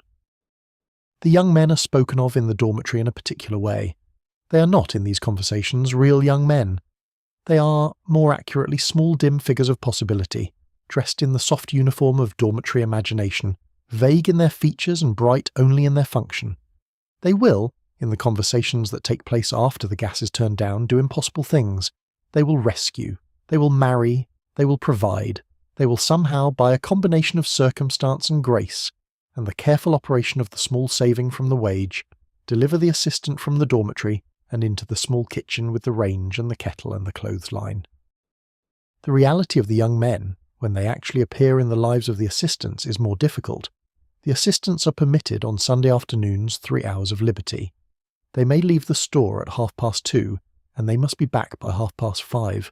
3 hours, once a week, is the entirety of the time in which an assistant may meet, court, befriend, or fall in love. The 3 hours must be carefully managed. They must include the walk to wherever the meeting is to take place, the walk back, the time itself, and any margin for the unpredictability of the omnibus or the weather. The lover, if there is one, must be the kind of man who can be in a particular place at a particular time, on a Sunday afternoon, every Sunday, week after week, without exception. He must not be a man whose own work takes him out of London. He must not be a sailor. He must not be a railway clerk on the long routes. He must not be a soldier. He must be a clerk in a London office, or a curate in a London parish, or a shopman in a London trade, or some other man whose Sundays are reliably his own. This narrows the field considerably. The field is narrowed further by the rule that he must not be observed by anyone connected to the store. He may not, for instance, meet the assistant in Hyde Park, because Hyde Park on Sunday afternoons is full of the customers of the store and of their daughters, and a girl seen in Hyde Park on a junior's arm is a girl whose tenure at the firm is at risk. He may not meet her in any of the West End parks. He may not meet her in any of the popular Sunday promenades. He must meet her in practice, in the smaller and less fashionable parks of the further suburbs, in Holland Park or in Battersea, where the customers of the store do not go on Sunday afternoons, and where the assistant and her young man may walk together for an hour without being seen. Even there are dangers. The dormitory has its informers. The housekeeper's deputy has, in some establishments, been known to follow assistants on their Sunday afternoons, at a discreet distance, to verify that they are not meeting young men. The customer who has, by some accident of fate, ventured into Battersea Park on a Sunday afternoon may write a letter to the store on Monday morning. The young man's landlady, if the young man takes lodgings in a respectable house, may write to the housekeeper to verify that he is in fact engaged to the young woman she has seen him with, because no respectable landlady wishes her house to be associated with anything irregular. The dormitory itself is full of ears, and a girl who returns from her Sunday afternoon with a slightly different look in her face will be observed by the others, and the others will, in time, talk. There is also the more banal problem of money. A Sunday afternoon walk is, in theory, free. But the assistants of 1906 did not in practice conduct their courtships on foot. The walk had to be reached. The omnibus to Battersea cost 2d each way, which was 4d out of the few shillings the assistant had to her name. The cup of tea in the small park cafe, which was the customary destination of the walk, cost another twopence. The small bunch of violets that a young man might buy his assistant from a flower seller at the gates of the park cost between threepence and sixpence. The Sunday afternoon, even the most modest Sunday afternoon, cost an assistant the better part of a shilling, and an assistant who was being courted in this way for a full year would, by the simple addition of the shillings, have spent a substantial fraction of her annual savings on the courtship itself. The firm had, by its arrangement of the wage and the lodging, ensured that even the assistants who managed to find suitable young men would be financially exhausted by the courtship before any marriage could be contemplated. The result was that most of the young men of the dormitory faded. They appeared in the conversations after lights out for a few weeks, were spoken of with the small bright hope that the dormitory permitted, were, perhaps, met 2 or 3 times in Battersea Park, and then, somehow, were not spoken of again. The reasons were various. The young man had been found, on closer acquaintance, to be unsuitable. The young man had been transferred by his firm to Birmingham. The young man had developed an attachment to the daughter of his landlady, who was more conveniently available than an assistant who could only be seen for 3 hours on a Sunday. The young man had simply, in some quiet way, drifted off, in the manner of young men who are not really fed by the relationship and who do not understand why the relationship is so difficult to feed. There were exceptions, of course. There were assistants who married. The records of the firm show, in the half-yearly accounts of personnel changes, that perhaps 4 or 5 assistants left each year to be married. The records do not show how many of these marriages prospered. The records do not show how many of the marriages were of the kind that the assistant had imagined when she lay in her narrow bed in the dormitory and pictured the kitchen with the range, and how many were of the more disappointing kind where the assistant had married, in the end, the only young man who had not drifted off simply because he had not drifted off, and the marriage had been the shape that fitted what was available rather than what had been hoped for. What the records do not show, also, is the much larger group of assistants who did not marry at all. The records would have shown them as small statistical absences, present in the dormitory in 1 year, absent in another, the absence accounted for variously by retirement or dismissal, or transfer to another firm, or, in a few sad cases, by death from one of the chest diseases that long hours and damp dormitories produced with such efficiency. The records would not have shown the small private grief of these absences. They would have shown only the names crossed out of the rolls. To understand the great London department store of 1906, you must understand also that your store is not alone. There are, by the count of the trade papers that the senior cashier reads in his small office, and that no one else in the firm is permitted to see, more than 30 establishments in London that could fairly be called department stores by 1906. They are not, of course, all of the same kind. There is Whiteley's, which is the oldest and the strangest, the original universal provider in Bayswater. There is Harrods in Knightsbridge, which has the carriage trade and the very rich. There is Selfridge's, which is not yet open in 1906, but which will open in 1909 and which will change the trade entirely. There is Debenhams in Wigmore Street.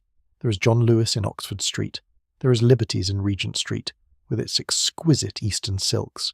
There is the New Army and Navy Cooperative Society in Victoria, which is the favoured store of the wives of officers. There is Marshall and Snellgrove, also in Oxford Street, which is your store's nearest rival, and which the manager refers to in his Christmas address as our neighbours, in a tone that conveys not friendship but the cool wariness of men who watch one another's accounts very closely. Each of these establishments operates with small variations the same system of living in.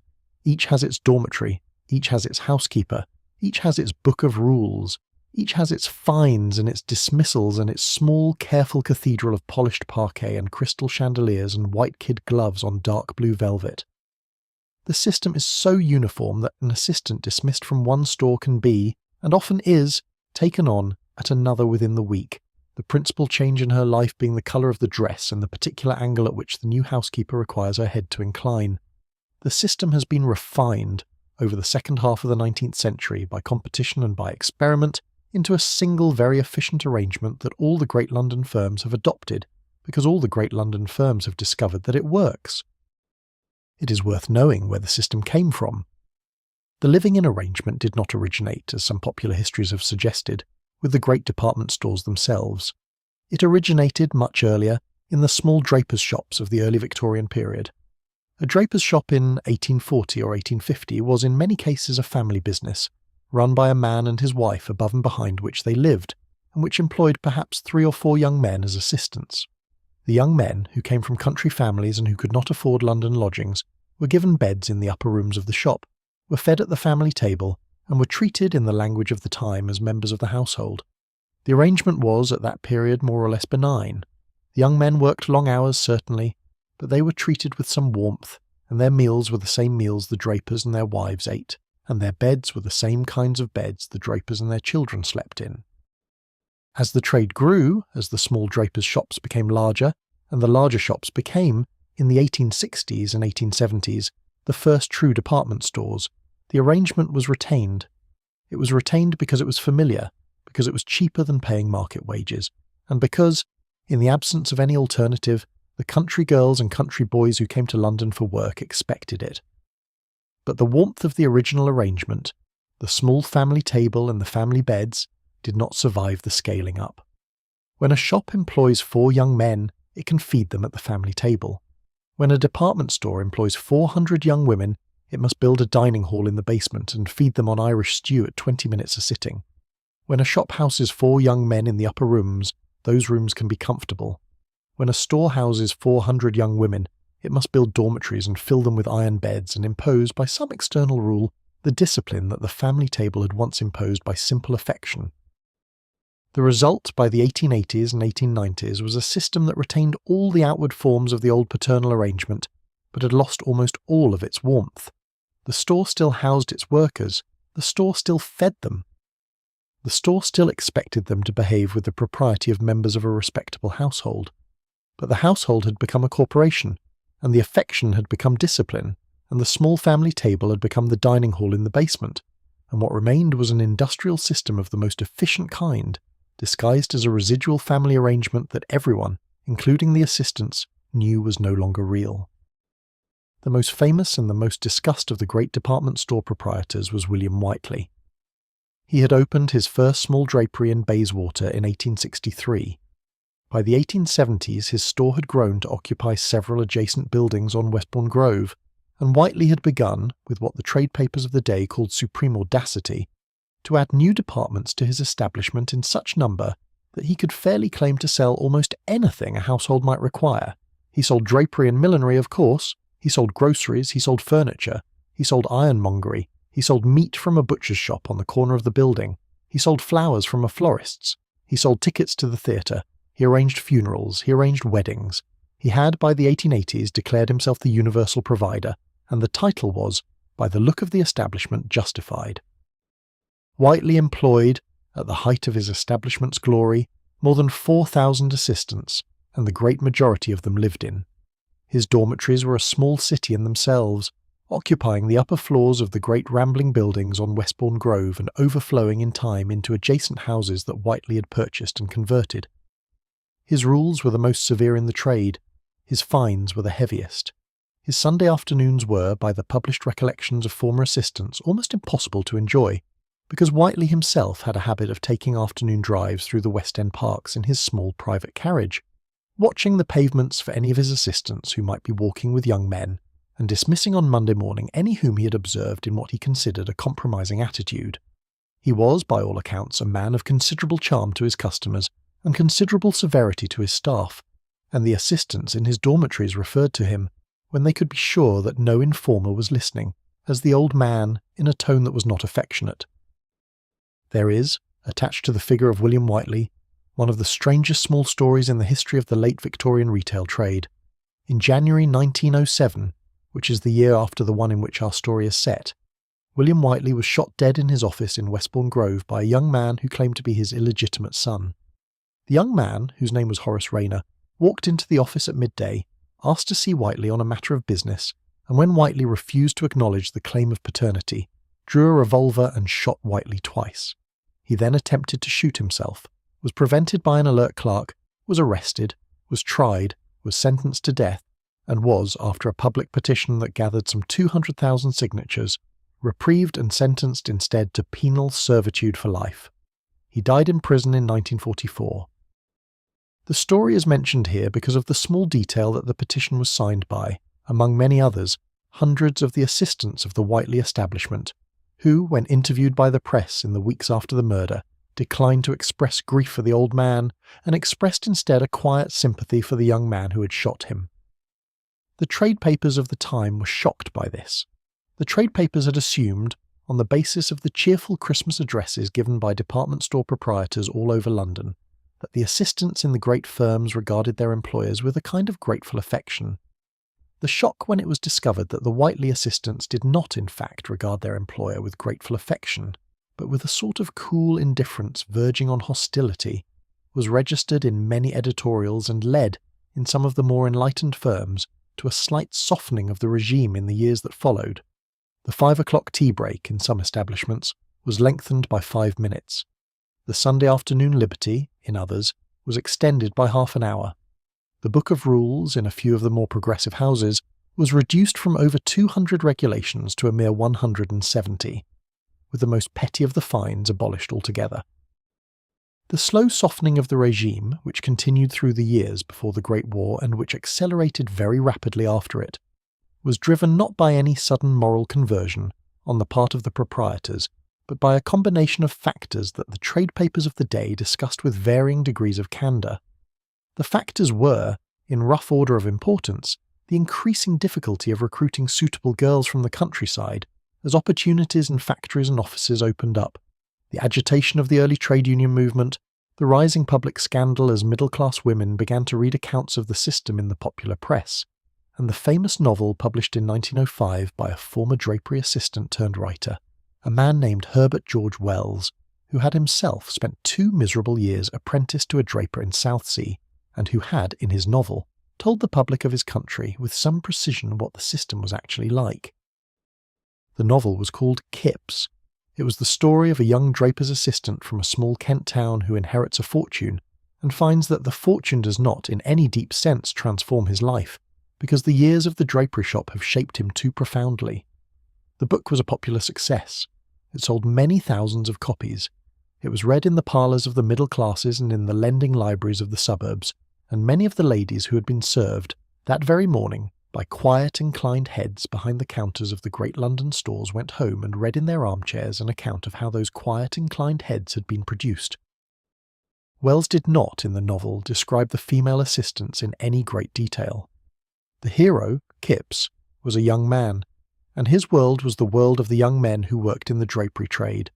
But the conditions Wells described, the long hours, the living in, the dormitories, the fines, the apprenticeship indentures that bound a young man for 4 or 5 years to the firm for nothing more than his board and a few shillings, were essentially the conditions of the female assistants also, and the public who read the book understood that the system Wells was describing was the system in which their wives' and daughters' gloves were being sold to them.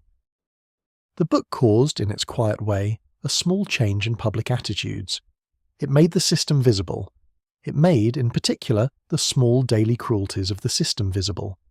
The book was followed, in the years that came after, by other books. There was a play by Cicely Hamilton called Diana of Dobson's, performed in 1908, which was set entirely in a dormitory above a London drapery, and which made a great impression on the audiences of the season. There was a series of articles in the Daily News by a journalist named Olive Christian Malvery, who had disguised herself as an assistant, and had taken a position in one of the West End firms for a fortnight, and had written, in considerable detail, of what she had found. There was in 1906 a select committee of the House of Commons on the early closing of shops, which had taken evidence from many assistants and had recommended, among other things, that the maximum working day be limited by law. The recommendations of the Select Committee were not at the time adopted. The political moment was not quite ready, but the slow accumulation of public knowledge had begun, and the firms had begun, with the careful arithmetic that ran their houses, to consider how much of the system they could afford to retain and how much they would have to gradually surrender.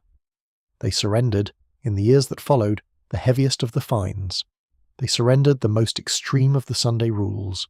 They surrendered, after the First World War, the dormitory system itself, which had become unsustainable as wages rose and as alternative employments opened. By the 1930s, the great department stores no longer housed their assistants. The dormitories were converted into stockrooms or into offices, or in a few cases into small museums. The system that had ruled the lives of perhaps 100,000 young women in London at its height had, by the time of the Second World War, disappeared as if it had never been. It had been, though. It had been very real. The girls who had lived through it carried it, in their feet and their backs and the 11-degree inclination of their heads, for the rest of their long lives. Some of them, in old age, gave interviews to historians and to broadcasters and described what it had been like, and the historians and broadcasters were sometimes startled by the small calm of the descriptions. By the way, these women in their 70s and 80s did not weep when they remembered the dormitories of their youth, but spoke of them with the slight wry distance that the survivors of any prolonged exposure to indignity will eventually develop. They would mention the bread, sometimes, with affection. They would mention a particular customer who had been kind. They would mention a friend, a Lily, a Miss Hardy, with whom they had shared the small ration of bread at the long table in the basement. They would say, with the small calm that the system had taught them, that one survived. One survived. The great clock above the cashier's desk reaches 8 in the evening. The doormen begin their slow practice choreography. The great glass doors are closed, with the small soft click of brass against brass. The chandelier, which has been blazing all day, is dimmed slightly by some hidden hand at the main switch in the basement, because the firm has discovered that a slightly dimmer light at closing time conveys to the lingering customer that the store is in fact closing, and discourages the last few stragglers more efficiently than any direct request would. The few customers who remain in the building are gently shepherded toward the doors by the floor walkers, each of whom has spent 30 years perfecting the small art of suggesting, without saying so, that the lady would perhaps wish to complete her purchase the following morning. The lights of the perfumery are turned down. The lights of the millinery follow. By 8:10, the great hall is in the soft golden half-darkness of a building going to sleep. You stand behind the counter still. The assistants are not, of course, free at 8. The assistants are free when the closing duties are complete. The closing duties are many. The drawers must be inspected by the senior of each department to ensure that every glove is in its correct place. The dust that has settled on the counter during the day must be wiped away, with a soft cloth, by the junior, who is, in the small, careful ordering of duties, you. The receipts of the day must be added up in the senior's careful copper plate, in the great ledger that is kept behind the counter and reconciled each evening to the takings on the cashier's slip. The display tray in the small glass case at the centre of the counter, which has held the day's selection of evening gloves on dark blue velvet, must be cleared, and the gloves returned to their proper drawers, and the velvet brushed gently with a small camel hairbrush that lives in a drawer of its own. The keys must be tested. The small cupboard at the back of the counter, which holds the more expensive gloves that are not on display, must be locked. The key must be handed to Miss Whitfield, who carries it on a thin gold chain at her waist. The chain has the polished sheen of years of careful tucking and untucking. The closing duties take, on a normal evening, between 25 and 40 minutes. They are not, in any formal sense, paid time. They are part of the day, but the day is reckoned to end at 8, and the closing duties are simply expected to be performed before the assistant is permitted to leave the floor. The senior assistants, in their long years at the firm, have developed efficiencies that the juniors have not yet learned, and they finish the closing in something close to 20 minutes. You, Annie, take rather longer, because the dusting of the counter is a task in which you have not yet quite mastered the small, efficient stroke that the senior assistants use, and because the careful folding of the dark blue velvet is something you're still slow at, and because your feet, after the long day, are no longer quite as obedient as they were at 8:30 in the morning. By 25 minutes past 8, the closing duties are complete. Miss Whitfield gives you the small nod that means you may go.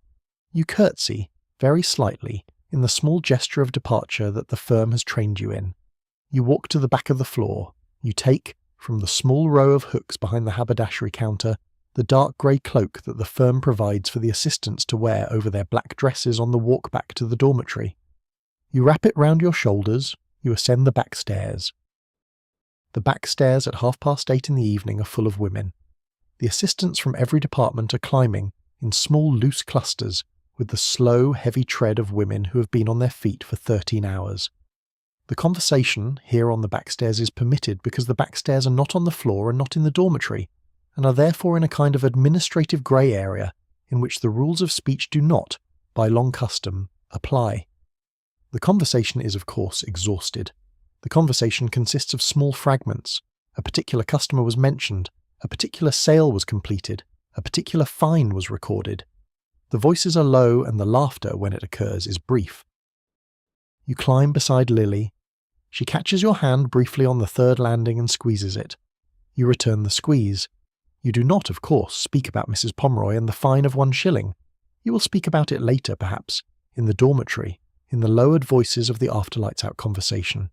You will not, even then, weep about it. You will mention it as a small piece of news, and Lily will make the small, soft, sympathetic sound that Lily makes, and the matter will be, in the small ritual of dormitory consolation, processed and stored. The 6th floor is reached. The dormitory door is opened. The dormitory, at 8:25 on a Tuesday evening, is not yet quite the same dormitory you woke in this morning. The gas is on. The 40 narrow beds are made, by the dormitory maids who come in during the day. The thin curtains are drawn back. The housekeeper, Mrs. Pomeroy, is not in the room, having finished her rounds an hour ago, but her deputy, a younger woman named Miss Garth, sits at a small desk at the end of the long row of beds and is reading, in the soft yellow light of a single oil lamp she keeps for herself, a small bound volume that she has brought from the lending library on Wigmore Street. There is, before the lights out at 10:30, a period that is technically free time. 2 hours. The assistants are at liberty during these 2 hours to do as they wish within the dormitory, provided they wish nothing that the deputy housekeeper considers improper.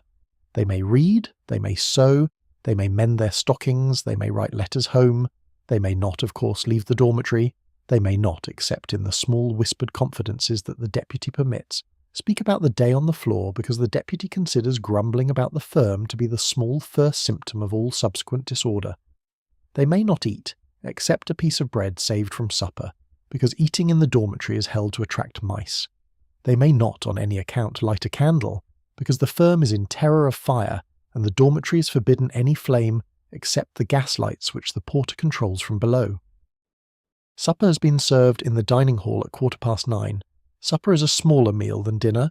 There is bread, there is cheese, there is, on 3 nights a week, a small piece of cold meat that the cook calls collared beef, though the older girls in the dormitory have observed that the collared beef has tasted in the 7 years they have been at the firm of something other than beef. There is a cup of cocoa, which is genuinely cocoa and which is the small comfort of the day. You drink it slowly, you let the warmth go into your hands. After supper, you return to the dormitory, you unlace your boots. The unlacing of the boots, after 13 hours of standing, is a small, slow ceremony of release. You undo each hook with deliberate care. You ease the boot off the foot. The foot, when it comes out, is a different shape from the foot that went into the boot at 7 in the morning, swollen at the ankle, red at the heel, with a small dull throb at the arch that will not subside for some time. You set the boots beside the bed. You rub the foot, briefly, through the thin stocking. You do not, of course, take the stocking off, because the dormitory rule is that the assistants must remain in some condition of decency at all times before lights out, and bare feet in the dormitory are considered by the deputy housekeeper a small step toward general disorder. You sit on the edge of the bed. You take, from the drawer of the small chest beside the bed, the work you have brought up from the day. You have in the chest 3 things. You have a small piece of embroidery that you have been making for nearly 4 months, very slowly, in the small hours of the evening. The embroidery is a cushion cover, with a design of small white flowers on a blue ground, and you have decided, in your private heart, that it will be a gift for your mother when you next return to Yorkshire. The next return is, in your present arithmetic, perhaps 1.5 years away. You have, in the chest, a small bundle of letters from home, tied with a red thread. The letters are infrequent because your mother has not learned to write fluently, and the letters must be dictated to the parish clerk and then carried by the same clerk to the post office in the next village, which is 2 miles away, and the whole arrangement is something the parish clerk does perhaps once every 6 weeks. You have, in the chest, a small Bible with a black leather cover that your father gave you on the day you left Yorkshire, and which you have not, in all honesty, read very often since you arrived in London, but which sits there as a small reproach to your conscience that you intend, in time, to remedy. You take out the embroidery, you thread the needle by the dim gaslight, you begin, slowly, to set the small white stitches into the blue ground. The work is not, in any visible way, getting larger. You have completed perhaps 4 square inches of it in 4 months. At this rate, you have calculated you will finish the cushion cover in approximately 7 years. You have decided not to mind this. The work in any case is not really for the finishing. The work is for the doing. The work is the small private place in your evening that is not the floor and not the dormitory rules. The small place where your hands are doing something that has been chosen by you and not chosen for you. The work you have come to understand in your 7 months is in some quiet way the most important thing you do. Around you, the dormitory is settling into its evening pattern. Lily, in the next bed, is writing a letter to her younger brother in Devon. The brother is 12. He is, by Lily's accounts, the cleverest boy in his village school and is being prepared, by the schoolmaster and by the local vicar, for a scholarship examination that may take him, in 2 years' time, to a grammar school in Exeter. Lily writes to him every 2 weeks. She sends him, when she can, a postal order for 1 shilling or 6pence, which her mother has been instructed to hold until the day of the scholarship examination, when it will be added to the small fund the family has been quietly building for the boy's books and his uniform and the railway fare. Beyond Lily, Maud from Northumberland is mending a stocking. The mending of stockings is, in the dormitory, an almost continuous activity. The stockings of the assistants, which are of plain black wool and which are washed once a week in the dormitory laundry on the 5th floor, develop holes at a rate that no economy of darning can quite keep up with. A pair of new stockings cost 9pence at the cheapest shop on Tottenham Court Road. A pair of new stockings represents, in the careful arithmetic of the dormitory, more than a quarter of a junior's weekly take-home. A girl who is careful with her stockings, who darns them faithfully every week, can extend their life from the official 3 months to something closer to 9, and the difference is, on the dormitory's small ledger, significant. Beyond Maud, 2 of the older girls are reading aloud to one another from a copy of the Strand magazine that one of them has borrowed from a sister in Hampstead. They are reading, in low voices, the latest of the Sherlock Holmes stories that Mr. Conan Doyle has, after some pressure from the public, begun to write again. The stories are, in the dormitory, a small bright light. The deputy housekeeper does not, on the whole, approve of fiction, considering it to be a small step toward what she calls modern thinking. But she permits the Strand magazine, because it is a respectable publication, and because some of the senior governesses she knows from her chapel are subscribers, and the dormitory has agreed by an unspoken treaty to read it quietly enough that she can pretend not to hear. Beyond the 2 older girls in the far corner of the dormitory, the girl who has been crying that morning is still, in the small soft way that experienced dormitory girls cry, crying. You have learned that this girl's name is Edith. She is 16. She's from a small village in Norfolk. She's been at the store for 3 weeks. She has not yet, in those 3 weeks, managed an entire day without weeping at some moment. The deputy housekeeper has noticed, and the deputy housekeeper has, after some consultation with Mrs. Pomeroy, decided that Edith will be given another fortnight to settle, and that, if she is not settled by then, she will be returned to Norfolk. The dormitory is not unsympathetic. The dormitory has, in private, decided that Edith will not settle. The dormitory has decided also in private that Edith should not settle, because Edith has the small, soft look that all the older girls remember from their own first weeks, and the older girls know that the soft look will, in the dormitory, harden into something they would not wish on her. The deputy housekeeper, Miss Garth, sits at her small desk by the door, with her oil lamp turned low, and reads her library book.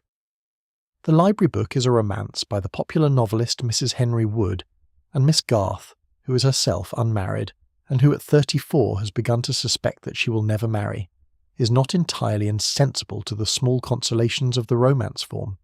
She does not, of course, allow her face to express this. Her face, while she reads, has the calm composure of a woman performing a small private duty.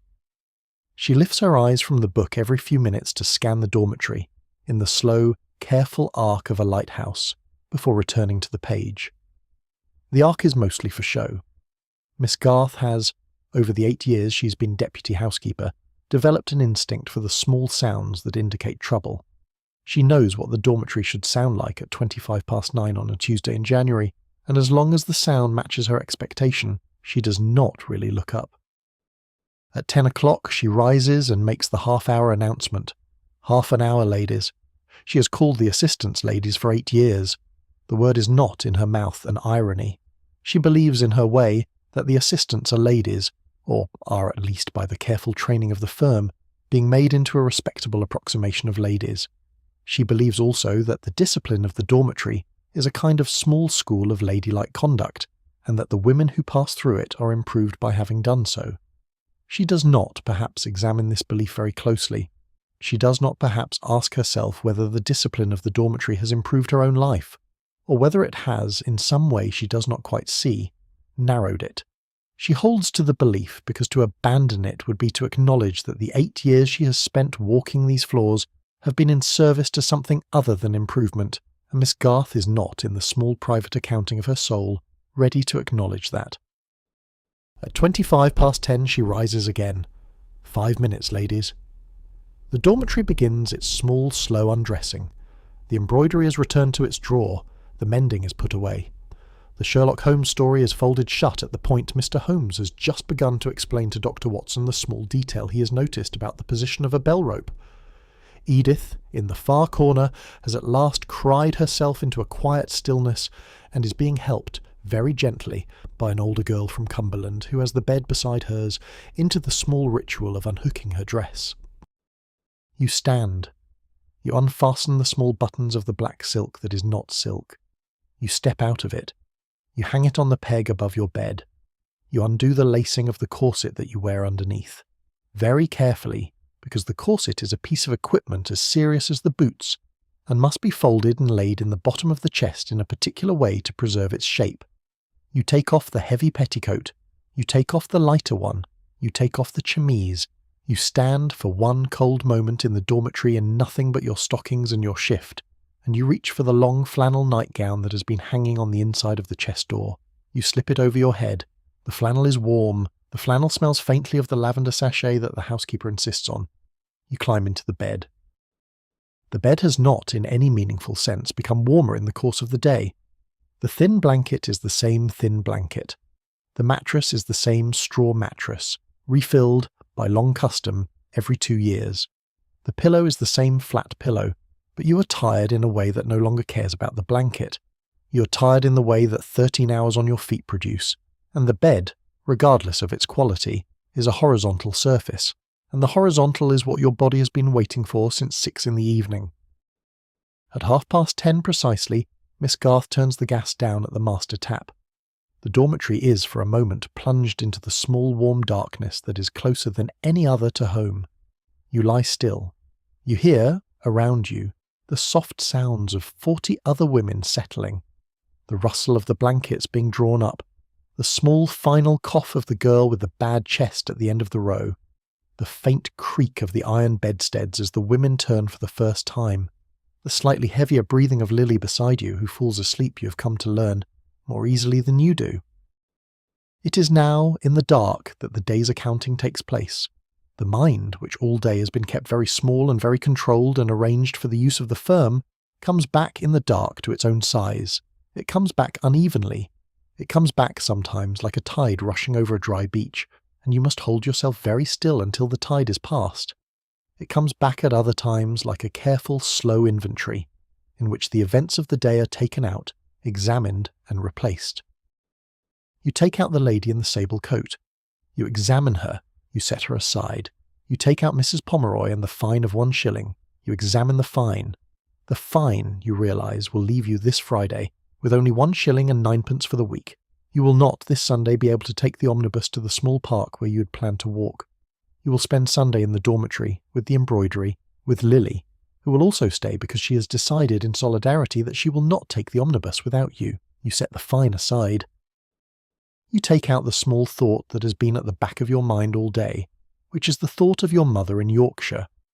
Your mother, whose letters arrive every 6 weeks via the parish clerk, has not been well this winter. She has, in the most recent letter, mentioned a cough that she cannot shake. She has mentioned in passing that the doctor in the next village has been to see her twice, and that she has been told to rest. Your mother, of course, cannot rest. Your mother has a small holding with 3 milk cows and a flock of chickens and a vegetable garden, and these things, in February in Yorkshire, do not permit rest. Your father is a kind man, but not a strong one, and your 2 older brothers are both in the army, one in India and one in South Africa, and your younger brother is 12 and at school, and the small holding is, in practical fact, run by your mother and a girl from the village who comes in 3 afternoons a week. You think of your mother in the small farmhouse on the edge of the moor in February. You think of the small front room, which is the only room with a fire on a normal day, and which the family uses for everything that is not cooking or sleeping. You think of the small range in the kitchen, and of the smell of baking that used to rise from it on a Saturday afternoon. You think of the cold flagstone in the dairy where the milk was set in pans, and of the kittens that the cat had every spring in the small straw box behind the range, and of your mother, in her grey wool dress, in the doorway, calling you in from the field. You should, by some calculation that is forming slowly in the small dark room of your mind, go home. You should go home soon. You should not perhaps wait until you have saved the 24 shillings for the railway ticket, because by the time you have saved them, you will have spent another 6 months in the dormitory, and another 6 months in the dormitory may be 6 months too long for your mother. You should perhaps ask the firm for an advance against your wages, which the firm sometimes grants for exceptional circumstances, though the firm requires a doctor's letter to verify the exceptional nature of the circumstance, and a doctor's letter from Yorkshire would take some weeks to obtain. You should perhaps write to your mother tomorrow night. You should write a careful letter, not alarming her, asking her gently whether the cough has improved and whether the doctor has been again, and saying that you are well and that you are saving and that you hope to come home in the autumn. You will write the letter. You decide, write it tomorrow. The decision settles. The mind, which has been turning and turning, is now still. You can feel sleep approaching. You can feel it in the small, heavy way the limbs have begun to lose their definition. You can feel it in the gentle distancing of the small, soft sounds of the dormitory, the breathing and the rustling and the faint creak of iron. You can feel it in the gradual emergence, from the back of the mind, of the small bright pictures that the mind makes just before sleep. Pictures that are not memory and not thought, but a third thing, the soft preliminary images of dream. You see, in the small bright space of the half-sleeping mind, the lane that runs from your mother's gate down toward the bridge over the beck. The lane is in summer. The hedgerows are full of dog roses. The dog roses are pink and white, and the hedge smells, in the small bright space behind your eyes, of warm leaves and of the cow parsley that grows on the verge. You're walking down the lane. You're perhaps 8 years old. The dog, who is named Bess and who died when you were 15, is trotting beside you. You are carrying in your right hand a small pewter cup that your mother has given you to fill from the spring at the bottom of the lane, which is the sweetest water in the parish. You can feel, in the half-sleeping memory, the cool weight of the cup and the warm dust of the lane under your bare feet. The dormitory recedes, the store recedes. The 11-degree inclination of the head, and the small careful smile and the white kid gloves on the dark blue velvet, all of them recede. You're walking down the lane, the dog is at your heel, the spring is at the bottom of the lane, your mother is at the top, waiting. Then you are asleep. The dormitory is, by midnight, entirely quiet. There is the small soft sound of 40 women breathing, which is, when one listens carefully, a strange thing, like the soft breathing of the sea heard from a long way off. There is the very faint hiss of the gas tap, which has not been turned off entirely, but only turned down, because Miss Garth keeps a tiny blue flame burning at all times in case of a fire alarm. There is, somewhere below the building, the faint distant rumble of a late omnibus passing along Oxford Street, the horses' hooves muffled on the night cobbles by a thin scattering of straw that the parish has laid down because the road outside the great stores is by night a place where horses have, on occasion, slipped in the small wet cold. The omnibus passes, the dormitory breathes, the store, all 6 floors of it, settles into the long, slow exhalation of the night. Somewhere, in another wing of the building, in a small room above the kitchen, the housekeeper Mrs. Pomeroy is also asleep. She sleeps alone. She has slept alone since her husband died 10 years ago, in the road accident in Holborn. She sleeps in a single bed in a room with one window that faces the back alley. She has on her bedside table a photograph of her husband, taken at a seaside studio in Margate the summer before he died, and a small framed certificate from the Sunday school in Maida Vale, where she teaches the smaller children on Sunday afternoons during her own brief liberty. The contradiction between her work in the store and her work in the Sunday school is not, in Mrs. Pomeroy's mind, a contradiction at all. The Sunday school children are children. The The dormitory girls are not children. The dormitory girls are adults under contract, and the discipline she imposes on them is no more, by her reckoning, than the discipline they have agreed to. She has not, in her long years at the firm, asked herself whether the dormitory girls, given the choice, would have chosen the contract. She's not asked the question because she has not, since the early years of her career, asked any question that would have undermined the small, careful structure of her professional usefulness. She is asleep, this Tuesday in January, in the small bed in the small room above the kitchen. She's dreaming of her husband in the photograph at Margate. He's wearing a striped jacket. He's smiling. She is, in the dream, walking toward him along the pier. The store sleeps. The dormitory sleeps. The mannequins in the windows stand in the dim half-light of the night, and the police constable who walks the beat along Oxford Street at 1 a.m. will, as he passes, glance for a moment at the figures in the glass cases and feel, as he always feels, the small, mild strangeness of looking at painted faces in the dark. The mannequins do not, of course, sleep. The mannequins, like the figures in any Madame Tussauds, simply stand. They have stood since the windows were dressed at 5 o'clock on Sunday morning. They will stand until the windows are redressed next Sunday. The dust has not yet settled on them today, because the porter dusted them with a camel hairbrush at 5 this morning, but a small fine layer of it is even now beginning to fall from the upper air of the great hall, and the porter will dust it away again before the doors open in 7 hours. The seasons in the great London department store are not, in any simple way, the seasons of the natural year. They are instead the seasons of the trade. The trade has its own calendar, which has been refined, over half a century of careful observation, into a small precise rhythm that the senior buyers and the floor managers know better than they know the rhythm of their own hearts.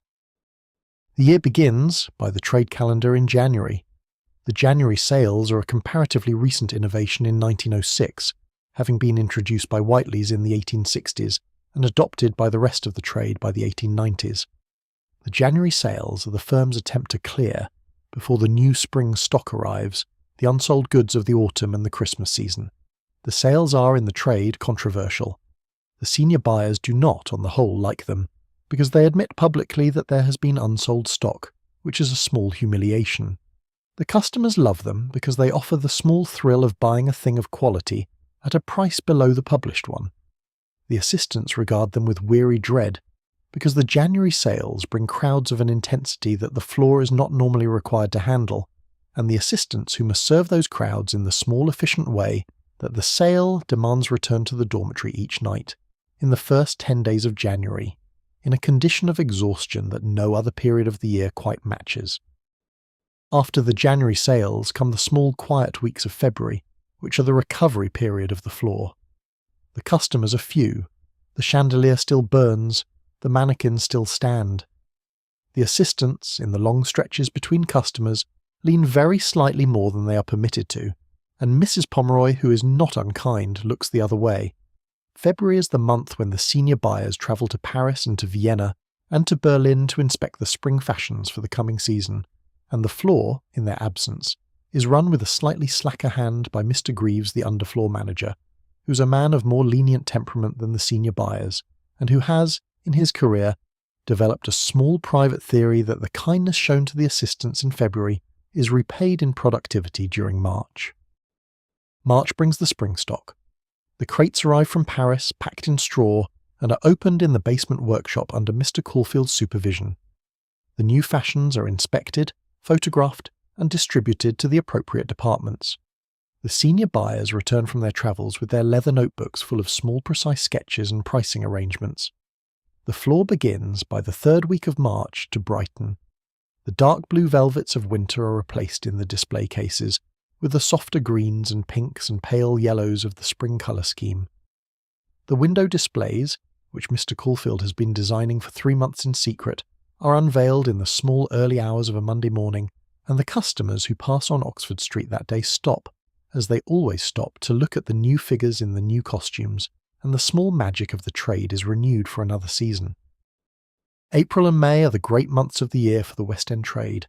The season is on, the London houses are full, the country families have come up for the long round of balls and receptions and presentations at court that constitutes the small bright high summer of the upper classes. The floor is crowded from 8:30 in the morning until 8 in the evening. The mannequins in the corner window are changed twice a week instead of once. The chandeliers blaze. The assistants stand. By the end of May, the assistants of the Great London stores are, by the dormitory's collective estimation, more tired than they have been since the previous May. They are also, in some quiet way, more alive, because the floor is busy and the conversation is brisk and the season carries everyone in the building along on its small bright wave. June is the month of weddings. The bridal department of the store, which occupies a corner of the second floor, is in June the most active small zone of the establishment. The fittings are continuous. The lace is unfolded and refolded. The veils are arranged on the small wooden heads that the bridal department uses in place of the more elegant mannequins of the windows. The senior assistant of the bridal department, a small, severe woman named Miss Rowland, who has been with the firm for 19 years, conducts each fitting with the careful precision of a priest at an altar. She has, the dormitory has long since concluded, transferred to the bridal department the small affection she would, in a different life, have given to her own daughters. She is never married. She will never marry. She is, in her professional life, the small high priestess of a sacrament she has never personally received. The dormitory regards her with a respect that has, in it, a small thread of pity that she would resent if she knew it was there. July is the month of the country house orders. The wealthy families have begun to leave London for the long stretch of the country house season, and the orders that come into the store in July are for the supplies that those country houses will require. The linen department becomes busy. The dispatch room in the basement, which sends parcels by railway to country houses all over England, runs at twice its normal pace. The assistants on the floor are slightly less stretched, because the customers are slightly fewer, but the assistants in the back rooms, the wrapping girls and the addressing girls and the small careful workers in the dispatch room, are stretched almost to breaking. The dormitory has, among its 40 women, only 3 who work in the back rooms, but those 3 in July come up the stairs at 8:30 in a condition that the other dormitory girls regard with some sympathy. August is the month of dust. The store does not, of course, close. The store does not close at any point in the year except the 4 days of Christmas. But the season is over, the customers are away in the country or at the seaside, and the floor in August is at its quietest. The chandeliers still blaze, the mannequins still stand, the assistants still incline their heads at 11 degrees. But the customers, when they come in 2s and 3s, and the assistants have a small relative leisure in which to attend to the small back of the house duties that the bustle of the season has prevented. The drawers are taken out and dusted, the velvet trays are brushed, the reference book of the stock which Mrs. Pomeroy threatened you with is consulted by the juniors in the small free hours of the August afternoon. September brings the autumn stock. The crates arrive again from Paris. The new fashions are unpacked. The window displays are changed. The chandeliers seem, after the relative quiet of August, suddenly brighter. The customers begin to return from the country. The carriage trade is back. The floor is, by the 3rd week of September, fully alive again. The cycle has come round. October and November are the small mounting months before Christmas. The displays grow more elaborate. The chandeliers, by some careful adjustment of the gas, seem to grow warmer. The mannequins in the windows are dressed in the small first hints of the festive costumes. The customers begin, in November, to come in with the small intent slow purpose of people who are preparing for a season of generous spending. The assistants, who are still tired from the long stretch of the autumn, sense the coming pressure of December and pace themselves accordingly. December is, in the trade, the great month. The store is, in December, what the store has been built to be. The chandeliers are at their full glory. The mannequins in the windows are dressed in costumes that have been kept under lock and key in the basement since September. The display in the main hall has been transformed, by Mr. Caulfield and his small army of porters, into something that approaches a small theatre. There are, in the central display case under the chandelier, mannequins in court dress, with small painted backdrops behind them of the throne room at St. James's. There are mannequins in ball gowns with painted backdrops of the great London houses. There are mannequins in the warm furs of winter, set against painted backdrops of country house parks under snow. The customers, in December, are at their most numerous and at their most enthusiastic. They are in a generous mood. They are spending on others and not on themselves, and this changes their behaviour in ways that the senior assistants have observed over decades. A lady spending on her sister or her aunt or her young nephew is more easily persuaded into the expensive choice than a lady spending on herself. The senior assistants take, in December, a slightly larger commission than they take at any other time of year, and the small lift in their wages is the small private brightness of their Christmas. The assistants on the floor are, by mid-December, exhausted in a particular way. The Christmas exhaustion is not the exhaustion of the January sales, which is the small flat exhaustion of crowds. The Christmas exhaustion is the exhaustion of cheer. The assistants have been required for 3 weeks to project an unrelenting professional warmth, to smile at greater than the usual 11 degrees, to wish each customer a happy Christmas with what must seem an authentic feeling. The projection of authentic feeling for 14 hours a day for 3 weeks is, in its own small way, more tiring than any other form of work. The dormitory in mid-December is full of women who have come up the back stairs at 8:30, and who have, in the privacy of the dormitory, no smile left in them at all. The store closes at midday on Christmas Eve. The store does not, in the Edwardian tradition, observe a Christmas Day holiday for its assistants. The Christmas Day holiday was added in most of the great firms in the 1870s. Boxing Day, the 26th of December, is also a holiday. The 27th and 28th are added in the firms that consider themselves progressive, including your firm, so that the assistants are granted 4 consecutive days of liberty over the Christmas season. 4 days. It is, by the standards of any modern observer, a very small holiday, but by the standards of 1906, when most working people in England were granted no annual holiday at all, and were expected to use Sundays and the small handful of bank holidays as their entire allowance of rest, it is considered a small luxury. The dormitory girls in the days before Christmas plan their holidays with the small, intense calculation that everyone in the dormitory has perfected over the year. The girls whose homes are near London go home. The girls whose homes are in Yorkshire or Cornwall or Northumberland do not go home because the railway fares are too high and the 4 days are too few. They remain instead in the dormitory, which is heated very slightly during the holiday by Mrs. Pomeroy out of a small charitable spirit, and which is occupied over the holiday by perhaps 15 of the 40 girls, those whose homes are too distant or who have no homes at all. The dormitory at Christmas is, by all reports of the older girls, the strangest small period of the year. The discipline of the working week is relaxed because there is no work. The deputy housekeeper, Miss Garth, takes her own 4 days at her sister's in Croydon. The dormitory is, in her absence, governed by a much looser hand, which is the under-housekeeper Mrs. Daly, who is a kindly old woman of 64, who has been at the firm since she was 19, and who regards the girls of the dormitory with something approaching the affection of an aunt. Mrs. Daly permits, during her brief reign, small irregularities that Miss Garth would not have permitted. The girls are permitted to gather in the dormitory at all hours and to read aloud to one another. They are permitted to sing softly in the evenings the carols of the season. They are permitted to receive small parcels from home, which Mrs. Daly does not, as Miss Garth would, examine before delivering. The dormitory at Christmas Eve in the year before this one was the small, bright high water mark of your 7 months at the firm. Lily, who had not been able to afford the fare home to Devon, was with you.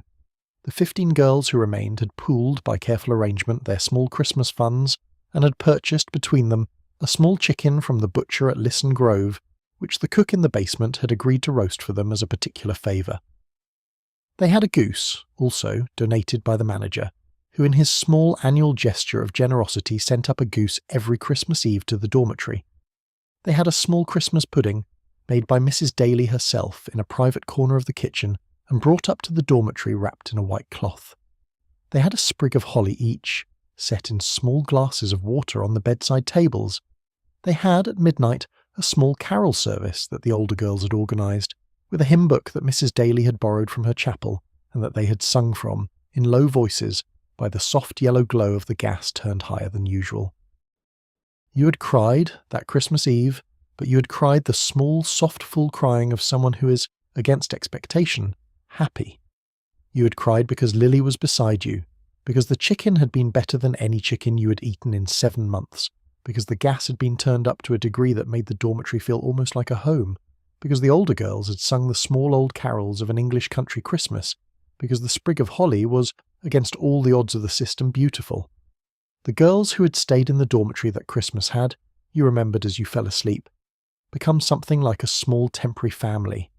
And the small temporary family had been, for those 4 days, what the manager's Christmas address had always suggested but had never quite delivered, which was a household. Beyond the walls of your store, the London of 1906 is also changing. You do not see the changes very often, because your 3 Sunday afternoon hours are not enough to follow them, but you hear of them in the small bright fragments that the dormitory collects.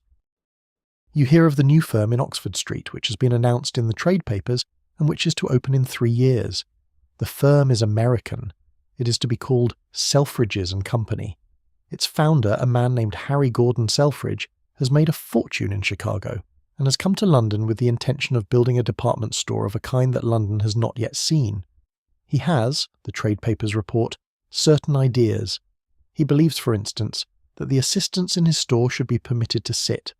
He believes that the assistants should be addressed by their names, in a polite, friendly fashion, rather than by their surnames in the cool fashion of the existing firms. He believes that the assistants should have a staff dining room with linen tablecloths and silver cutlery, that they should have a roof garden for their breaks, that they should be paid a wage sufficient to allow them, if they wish, to live in lodgings of their own. The trade papers report these intentions with a small mixture of amusement and alarm. The amusement is for the American who has, they assume, no understanding of how things are done in London.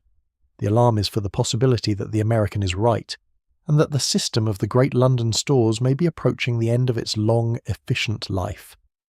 The senior buyers and the managers of the existing firms read the trade papers with the small, careful attention that all professional men give to news of their own potential displacement.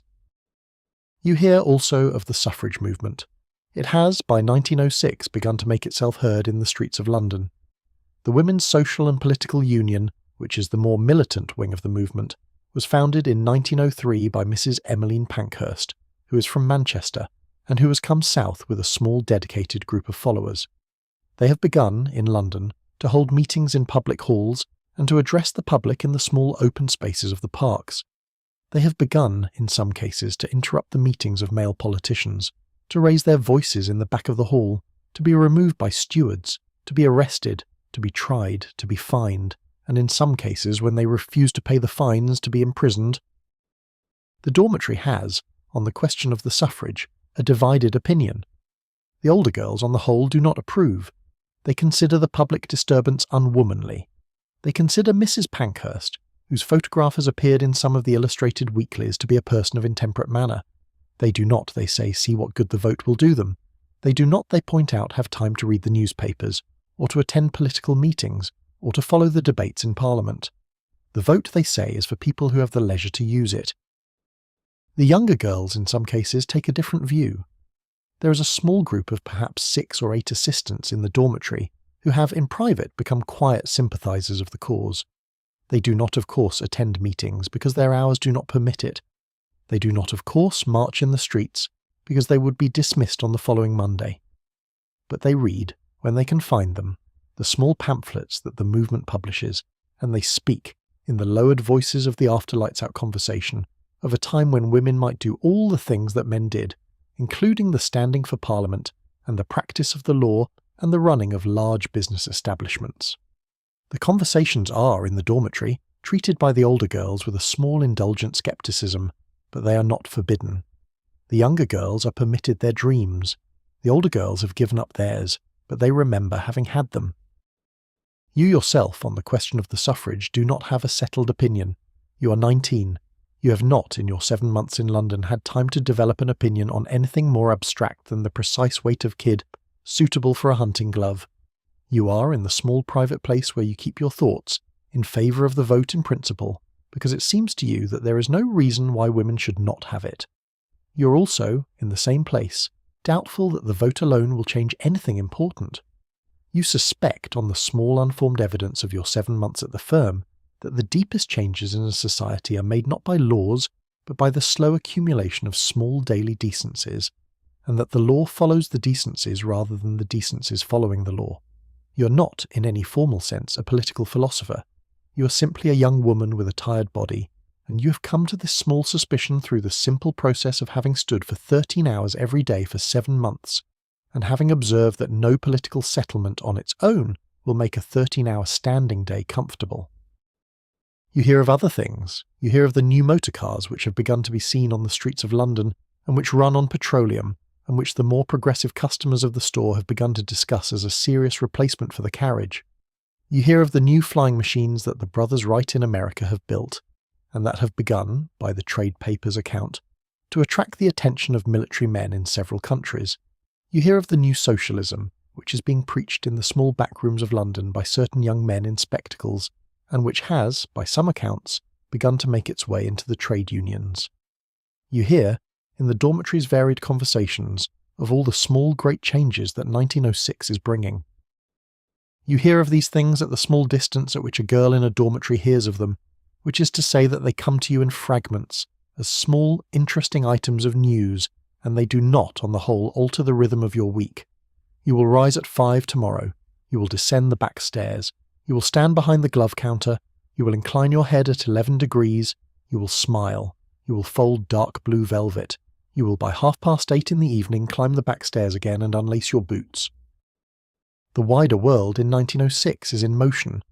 The wider world is changing on the small, slow currents that historians will half a century later identify as the early movements of the modern age. The wider world is, even in this Tuesday in January, beginning the slow work of the dismantling of the system in which you live.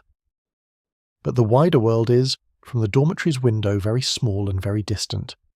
The world from the dormitory is the small high view of Oxford Street at 5 in the morning, of the milk cart and the lamplighter, and the soft hiss of gas, and the small slow life of the back stairs and the dining hall and the alcove behind the haberdashery counter, where the tea is drunk standing.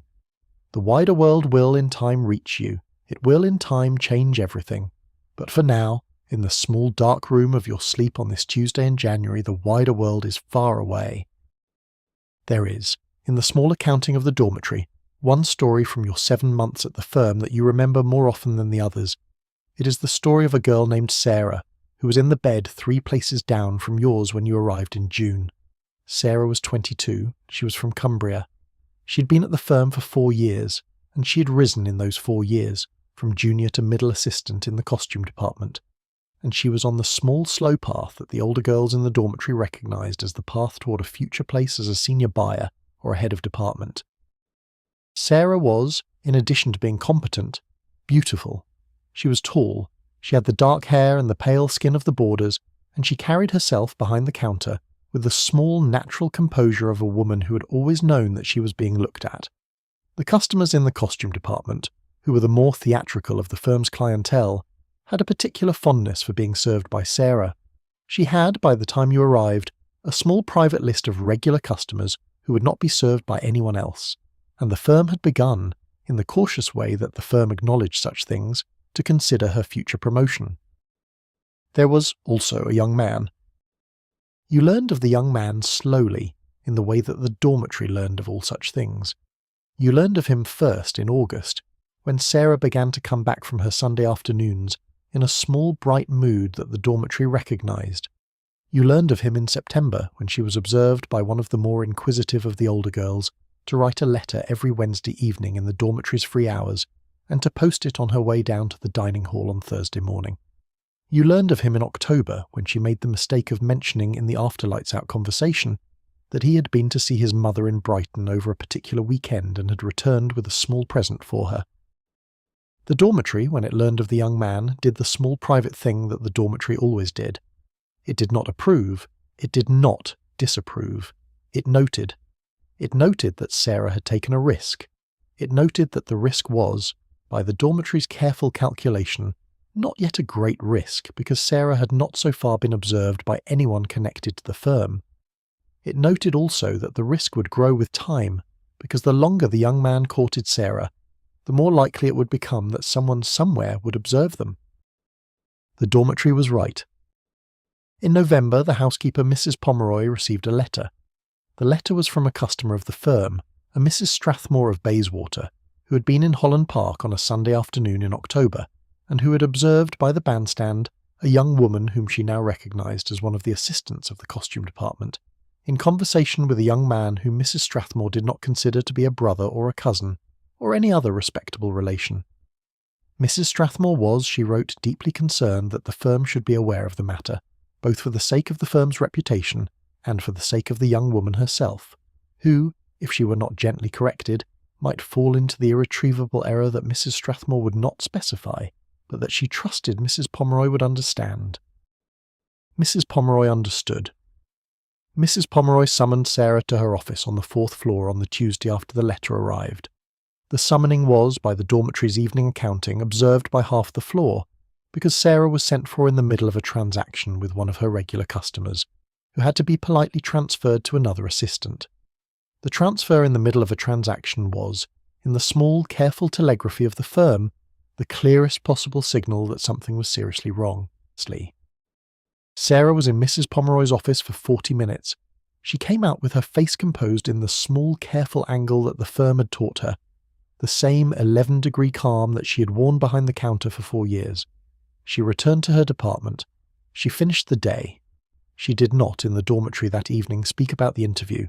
The dormitory did not ask. The dormitory had learned, by long experience, that interviews of the Mrs. Pomeroy kind were processed in private, and that the processing required not to be interrupted. On Wednesday morning, Sarah's trunk was carried down to the back door by the porter Tom. She had been dismissed. The dismissal was, by the small etiquette of the firm, conducted gently. She was given a small gratuity of £2 in recognition of her 4 years of good service. She was given a recommendation also, but the recommendation was of the careful kind that the firms wrote in such cases, which would not have prevented her from finding another shop position, but would, to the eye of a senior cashier reading it, have indicated that there had been a small irregularity. Sarah went, the dormitory learned later, to a sister in Manchester. The sister was married to a clerk in a railway office, and there was a small spare room at the back of the sister's house, and Sarah moved into it. The young man, the dormitory also learned later, went to Manchester also. He was a clerk in a London insurance office, and he was able to arrange a transfer to a Manchester branch of the same firm, and he and Sarah were married in March of the following year in the parish church of a suburb of Manchester, whose name no one in the dormitory remembered. The dormitory took, when it heard of the marriage, a small mixed satisfaction. It was glad in a private way that Sarah had not been ruined. It was glad also that the young man had proved to be the kind of young man who would, after his lover had been dismissed in disgrace, follow her to Manchester and marry her. The dormitory had not, given the small evidence available to it, been confident that he would. The dormitory had, on the basis of long observation of young men, considered it possible that he would let her go. But the dormitory was, in another way, sad. The dormitory had lost Sarah.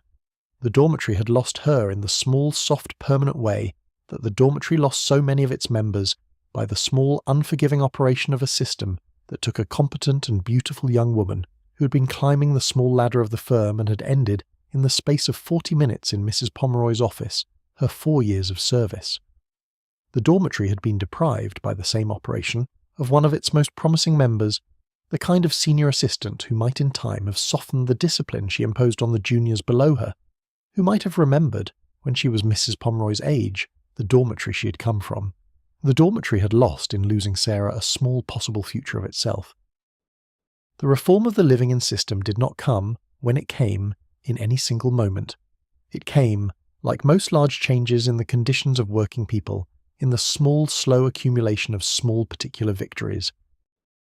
The Shops Act of 1911, which was passed by Parliament some 5 years after the night of this story, was the first of the small legal interventions. It established for the first time a maximum working day for shop assistants. The maximum was, by any modern standard, still extraordinarily long. The Act permitted a working week of up to 60 hours, including a daily working day that could in some seasons reach 12 hours, but 60 was less than the 70 or 72 that had been customary, and the Act required also a weekly half-holiday on a fixed afternoon, so that a girl who had been kept until 10 on a Saturday evening could no longer also be kept until 8 on every other day. The Act was, by the firm's accounting, a small but significant interference with the established order. The firm protested, as did all the great London firms. The firm did, however, comply. The Shop Hours Act of 1912 added further restrictions. The Trade Boards Acts of 1909 and 1918, which established minimum wages in certain trades, eventually included the retail sector, and the wage of a junior assistant began, in the years just after the First World War, to rise toward a level at which a girl might, in theory, have lived outside the dormitory. The First World War itself, which began in August 1914, was the great accelerant. The war removed, by the demands of military service, hundreds of thousands of young men from the workforce, and the great department stores were forced to compete, for the first time in their history, with factories and offices and the new munitions works, all of which were paying higher wages and offering more independent conditions of life. The store assistants, who had been the most replaceable workers in the city in 1906, became, by 1916, harder to recruit and harder to retain. The firms responded in the only way they could, which was to raise their wages and to soften their discipline.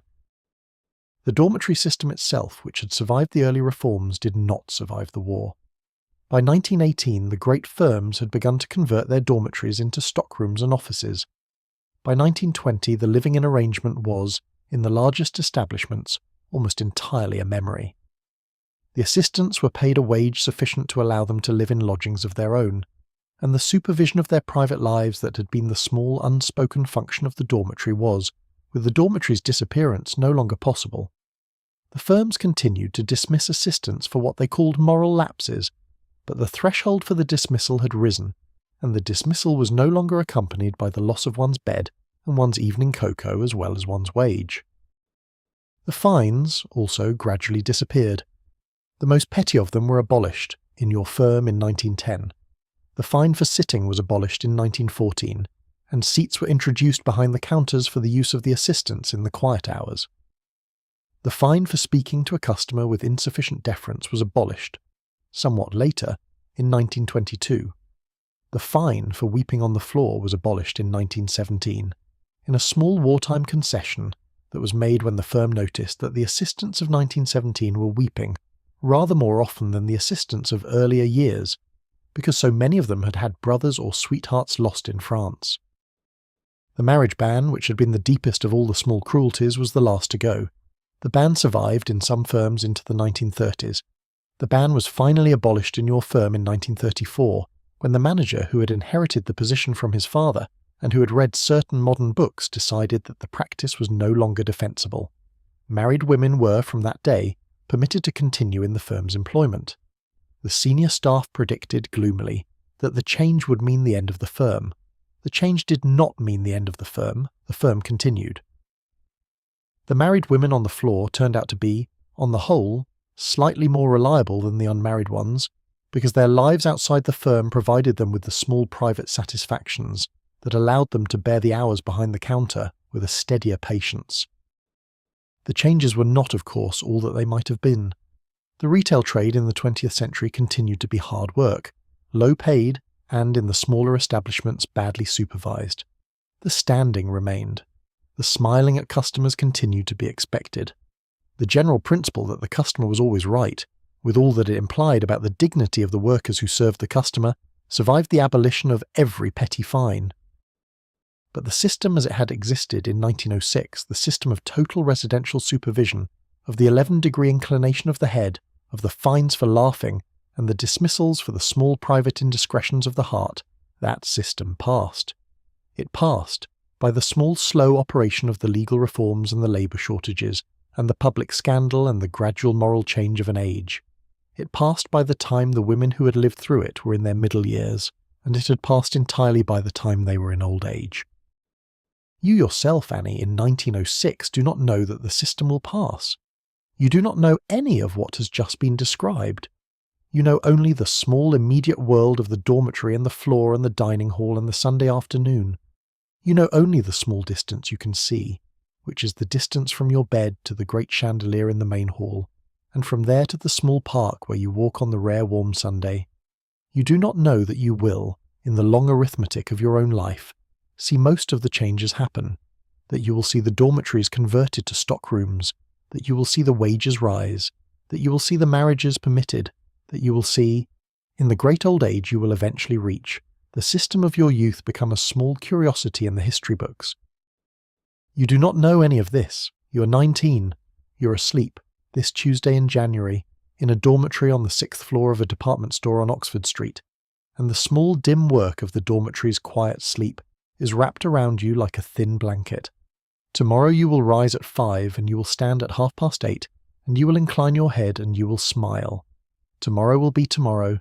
The wider passage of the years will look after itself. It is worth, in this gentle hour, before the dormitory's small sleep takes you fully and the candle behind the screen burns down to its last brown wick, to follow Annie a little way into the years to come.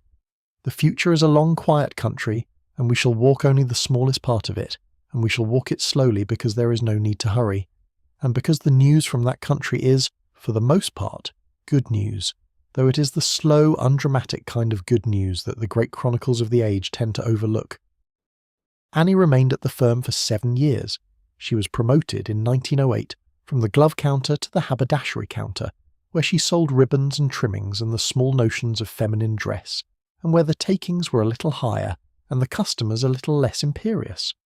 She was promoted again in 1911 to senior assistant, with a small adjustment of her wage and a small adjustment of her dormitory bed, which moved 2 yards closer to the window and gained by the move a little more of the morning light. She did not, in those 7 years, become the head of a counter, because the head of a counter was, in those years, almost invariably a woman of 40 or older, and Annie was still only 26 when she left the firm, and her seniority had not yet quite ripened into the small, unquestioned authority of Miss Whitfield and the women of her kind. She left the firm in the summer of 1913.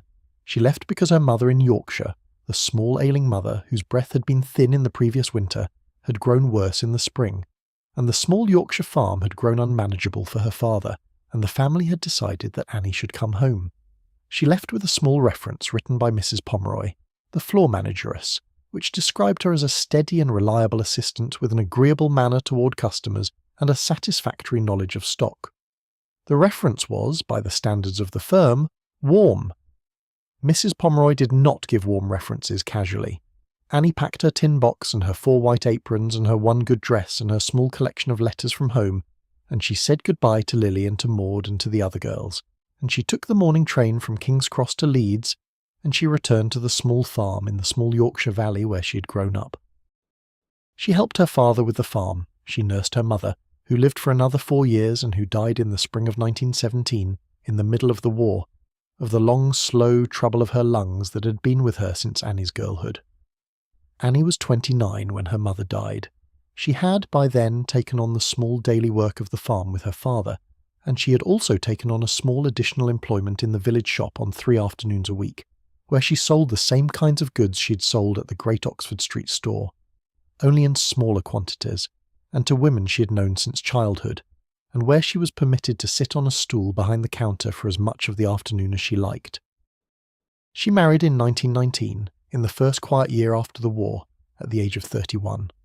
Her husband was a farmer from the next valley, a man named John, who was older than her by 7 years, and who had served through the war in the Army Medical Corps, and who had come home with a small limp from a shrapnel wound in his right calf, and with an unaffected, modest disposition that Annie had found, almost from their first meeting at the village fair, deeply and quietly congenial. They married in the small parish church where Annie had been baptized, and the small village turned out for the wedding, and Annie wore a dress she had made herself, with a piece of ivory satin she had bought, the year before, in Leeds. She had 4 children. The eldest, a daughter, was born in 1920, and the youngest, a son, was born in 1927, and the 2 middle children, a son and a daughter, came in the years between. She raised them on the small farm with her husband. She kept hens, she made butter, she mended clothes. She read on the long winter evenings to the children by the light of the lamp, the small stories from the small books she had been able to gather over the years. The children grew up in the small Yorkshire valley, and they went to the village school, and they helped their father with the sheep, and they learned, from their mother, the small particular trades of household management, of which the careful handling of cloth and the careful counting of small sums were the trades she had learned most deeply at the firm. She lived on the farm through the long quiet decades. The decades took her, with a small unhurried inevitability of decades, from young womanhood to middle age, and from middle age to old age. The Second World War came, and one of her sons, the eldest boy, served in the Navy, and came home, and married, and gave her grandchildren. Her husband died in 1961 of the slow trouble of his heart, in the small farmhouse where they had spent 42 years together. Annie lived on, after his death, in the same farmhouse, with the eldest daughter and her family who had taken over the farm. She read, in her last years, the small books that her grandchildren brought her from the library in Leeds. She sat on the warm afternoons in the small garden behind the farmhouse, where she could see, when the light was right, the great slope of the moor rising behind the village. She died in the spring of 1976. She was 89. She died in her bed, in the farmhouse, of the gentle, slow failing of an old heart that had served her well. Her eldest daughter sat with her in the last hour. Annie's last spoken words, which the daughter remembered for the rest of her own life, were about the smell of the hawthorn through the open window, which was, on that May morning, in full white blossom along the lane outside the farm. Annie said very quietly that the hawthorn was sweet this year. The daughter agreed that it was. Annie closed her eyes, and a small while later she stopped breathing, and the daughter sat with her for some time longer, in the small quiet of the bedroom, listening to the small sounds of the valley outside. This then was the small, unremarkable shape of Annie's life. She was, by the standard of the great public chronicles, no one. She did not become a suffragist or a trade union leader or a writer or a public figure of any kind. She's not in any book of public history. She's not in any newspaper. She's in only one place in the public record, which is the small entry in the parish register of her village, which records her baptism in 1887 and her burial in 1976, and the small intervening entries for her marriage and for the births of her children. She left, when she died, a small modest estate, which the eldest daughter divided among the 4 children, and which included a small tin box from her youth that contained 4 white aprons, never thrown away, folded with great neatness in the bottom of the box, and a small reference written, in 1913, in the neat hand of Mrs. Pomeroy. You yourself, Annie, in 1906, do not know any of this future. You are 19, you are asleep, and the long, quiet country of your years is waiting for you, beyond the dim chapel of the dormitory, beyond the small dawn of the next Tuesday, beyond the small, slow turning of the world. The other girls, also, the small particular girls of the small particular dormitory of that small particular Tuesday in January, had their own quiet futures, and it is worth, in the long, slow descent towards sleep, to follow them also, very briefly, into the years that were waiting for them. Lily, the small dark Devon girl who had laughed at Annie's nervous fingers in the dining hall, did not remain at the firm as long as Annie. Lily left in the spring of 1909, 2.5 years after the night of this story, when she became engaged to a young man she had met at a Sunday concert in Hyde Park, and when the engagement, in accordance with the firm's customs, was understood to require her departure. Her young man was a clerk in a small marine insurance office in the city. They married in the autumn of 1909, and they took a small house in Walthamstow, on the eastern outer fringe of London, and Lily kept the small house and raised, in the years that followed, 3 children, all of them daughters, all of them in their turn to make small, unremarkable marriages, and to have small, unremarkable children of their own. Lily wrote to Annie in the years after Annie's own departure, perhaps once or twice a year, on small folded sheets of cheap notepaper, in a hand that had retained, even into middle age, the small, careful neatness of the firm's writing tests. The letters were brief. They described the children, and the small particular weather of London, and the small particular news of Walthamstow, and they ended always with the same line, which was that Lily hoped Annie was well, and that Annie should write back when she had a moment. Annie always wrote back. The correspondence lasted with small, unremarkable consistency, until Lily's death in the great influenza outbreak of 1947, when she was 61, of a chest infection that, in an earlier and a stronger constitution, she might have survived. Maud, the tall, plain Northumberland girl, did not marry. Maud remained at the firm for 11 years, rising to senior assistant in the corsetry department, where her quiet, steady manner and her small, unfailing patience with the most particular of the lady customers made her, in the firm's view, a notable success. She left the firm in 1917, in the middle of the war, when she took a position in a munitions factory in Woolwich. The factory paid £2 a week, which was nearly 3 times what Maud had ever earned at the firm. The hours were long, and the work was dangerous, and the great explosion of the Silvertown factory in January 1917 had not entirely cured Maud of the conviction that she might at any moment be killed by a careless spark. But the wage was the wage, and Maud was saving it.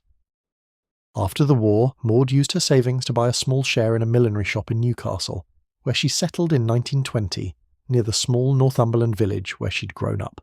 She ran the shop with her partner for the next 34 years. She did not marry. She was not, by her own account in later life, ever quite tempted to marry. She lived in those years in a small flat above the shop, with a series of small black cats who were always called Tom regardless of their sex, and she took small annual holidays at the small Northumberland seaside, and she gave, in her old age, a small portion of her savings to a charity for elderly retail workers. She died, peacefully, in 1958, at the age of 70. Miss Whitfield, the senior at the glove counter who had dreamed of the small shop in Bournemouth, did not, in fact, ever open the shop. Miss Whitfield remained at the firm for another 9 years after the night of this story. She was promoted in 1911 to the position of head of the glove and accessories counter, and she held the position with steady competence until 1915, when she resigned at the age of 50, with her small accumulated savings of £172, which was very nearly half of what she had calculated in the long years of her saving that she would require. She did not open the Bournemouth shop because the shop she had had in mind had been bought in 1914 by another woman entirely, a widow from Salisbury who had been left a small inheritance by her husband. Miss Whitfield, learning of the sale, did not change her plan immediately. She wrote instead to a cousin in Worthing, who knew of a small lodging house for sale in that town, at a price she could afford with her savings, and she went, in the spring of 1915, to look at it. The house was a small terraced property of 6 rooms near the seafront, and the cousin had described it accurately. Miss Whitfield bought the house, and she ran it, for the next 24 years, as a small genteel lodging house for retired ladies of moderate means. She was, by all accounts of her later years, content. She kept the house with the careful order she'd learned at the firm. She managed her small staff of 2 with the firm but kind hand she had practised for 30 years on her junior assistants. She entertained, on Sunday afternoons, the small select circle of friends she had gathered in the town. She died, in 1939, just before the outbreak of the Second World War, of a small unremarked seizure, in her own bed, in the small front bedroom of the lodging house, with the sound of the sea coming through the open window. She was 74. The lodging house passed, by her small, careful will, to her 2 long-standing lodgers, who continued to live in it together for another 7 years. Edith, the small new girl who had wept on her first Sunday afternoon, did not last at the firm at all. Edith left of her own accord in the 3rd week of February 1906, 3 weeks after her arrival, when the small slow weeping at night and the small slow grey of her face had not abated, and when the housekeeper, in a moment of unexpected gentleness, had taken her aside and suggested that perhaps the firm was not the place for her. Edith returned, by the slow train, to the small Norfolk village from which she had come. She married, 2 years later, a farm labourer in the next parish, and she had 5 children, and she lived on small means, in small Norfolk cottages, for the rest of her life. She died in 1962. She did not, in the long years of her marriage, ever speak of her 3 weeks in London. The husband and the children knew, vaguely, that she had once gone to work in a shop in London, and that it had not suited her, and they did not press the matter because she did not wish them to. Sarah, the Cumbrian girl who had been dismissed in 1905 for the secret courtship, and who had married her young man in Manchester, lived a long, contented, small life in that city. She had 2 children, both daughters, and her husband prospered, in a modest way, in his trade as a carpenter, and they took a small house in the Rusholme district, which they were able, by the careful saving of years, eventually to own outright. Sarah did not, in all the years of her marriage, ever set foot in a department store.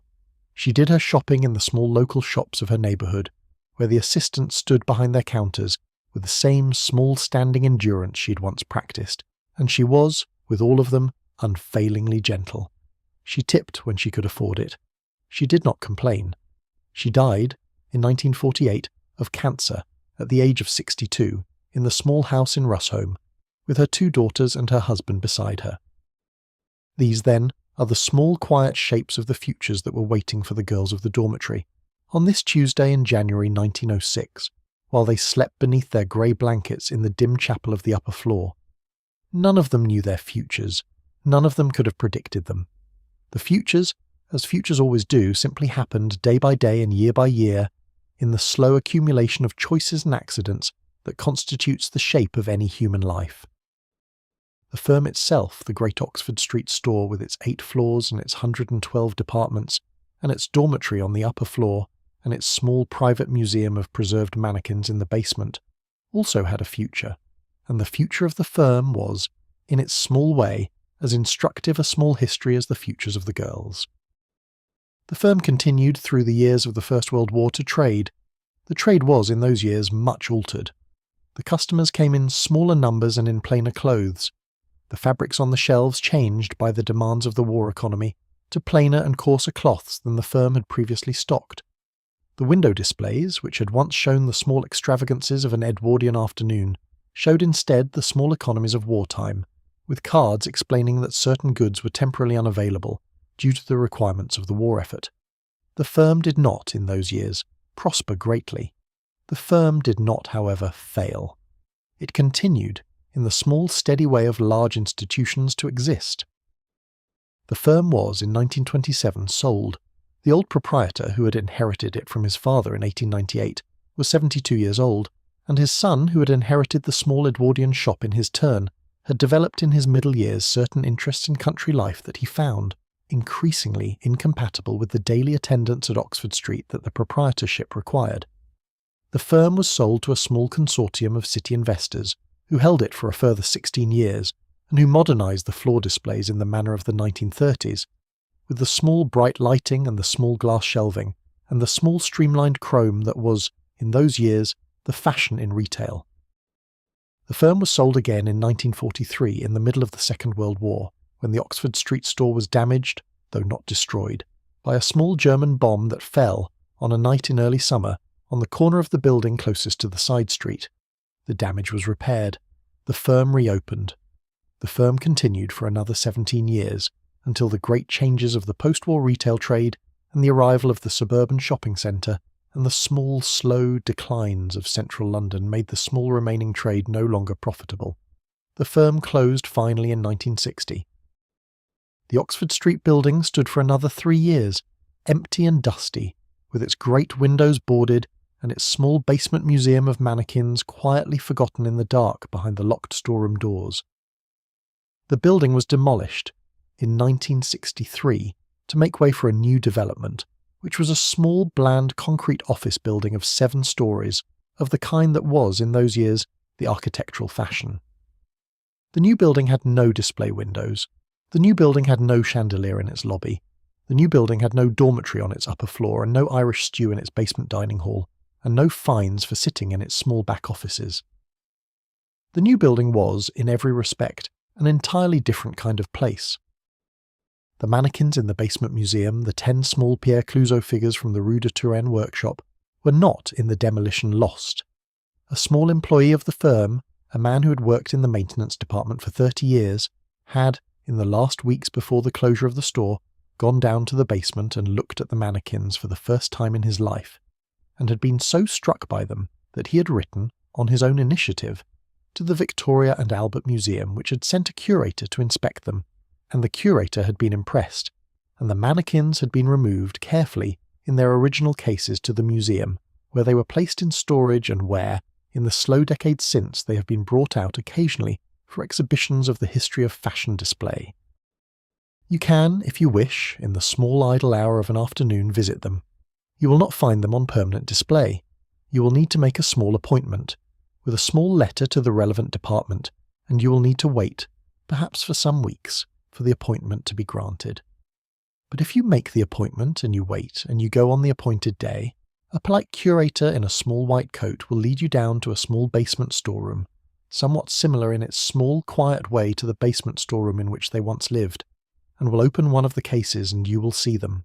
You will see Emily, you will see Marie Claire, you will see Leontine, you will see their carefully preserved faces, with the small painted highlights still visible on their cheekbones, with the small fine pores still visible on the surface of their wax, with the small individual eyelashes still present in their proper number and arrangement. The mannequins in this small basement of the Victoria and Albert Museum have now outlived not only Annie and Lily and Maud and Miss Whitfield and Edith and Sarah, but also the firm that employed them, and the building that housed the firm, and the city of 1906, and very nearly the entire century in which any of them ever lived. They will, in all likelihood, outlive any of us. They will be there, in their small quiet preservation, for centuries to come, in the small care of curators not yet born. The girls have a smaller, more various survival. The girls survive, in a sense, in the small remaining records of the firms that employed them, the wage books of the great Oxford Street stores, those that have survived the bombs and the demolitions and the small periodic clearances of business records, sit in various archives, where a researcher with patience can read, in the small neat hand of an Edwardian clerk, the names of the girls and the sums of their weekly wages, and the small entries of the fines they paid. Annie Sutcliffe is in one such wage book, so is Lily Trevithick, so is Maud Carrick, so is Miss Whitfield, whose first name was Margaret, so is Sarah, whose surname before her marriage was Armistead, so is Edith, whose 3 weeks at the firm were entered and then crossed through, with a small note that she had departed at her own request. The girls survive also in the small social investigations of their period, in the small reformist pamphlets, in the small chapters of Olive Christian Malvery's books, in the small bitter passages of Cicely Hamilton's plays, in the small detailed passages of H.G. Wells's Kipps, in the small earnest reports of the Truck Acts Committees and the Shops Acts Committees, and the Royal Commissions on Labour. The girls are anonymous in all these documents. The girls are, in each of these documents, only one girl, only a representative figure, and the actual particular Annie of this particular Tuesday in 1906 does not appear by name. But she is there, in a sense, scattered across these records, in the small recorded particulars of the lives that were lived behind the counters of the Edwardian department stores. The girls survive, finally, in the small remembered traditions of the families they founded. Annie's grandchildren, who are now in their 70s, remember her as a small white-haired old woman in a Yorkshire farmhouse, who would, on certain quiet afternoons, take from her small tin box the 4 folded white aprons that she had kept, for some reason she never explained, from her years at the firm. The grandchildren did not, at the time, understand the aprons. They understood only that the aprons were precious to her, and that they were not to be touched. The aprons are still now in the small possession of Annie's eldest great-granddaughter, in a house in Skipton, where they are kept in a small acid-free box of the kind recommended for the preservation of historical textiles. The great-granddaughter does not herself know what they are. She knows only that they are old. But we have wandered perhaps too far into the years.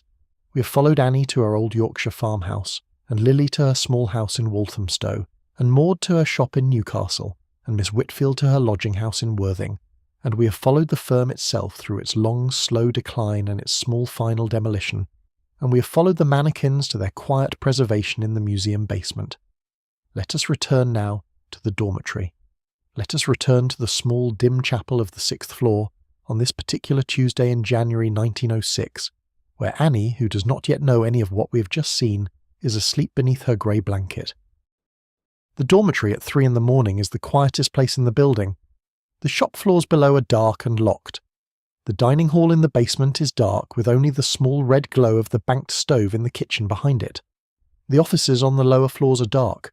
The window display, where the silent mannequins stand in their afternoon poses, is dark, with the great street lamp outside throwing a small slanting bar of pale yellow across Emily's gloved hand and across the small ivory satin of her elaborate dress. The whole great building is dark.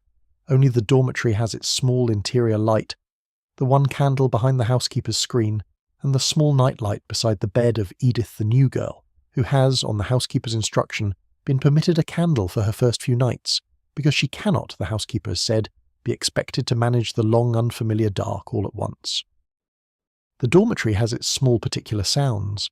The breathing of the 44 girls is the principal sound, and it is a sound of remarkable evenness, as the breathing of 44 young women in deep sleep almost always is.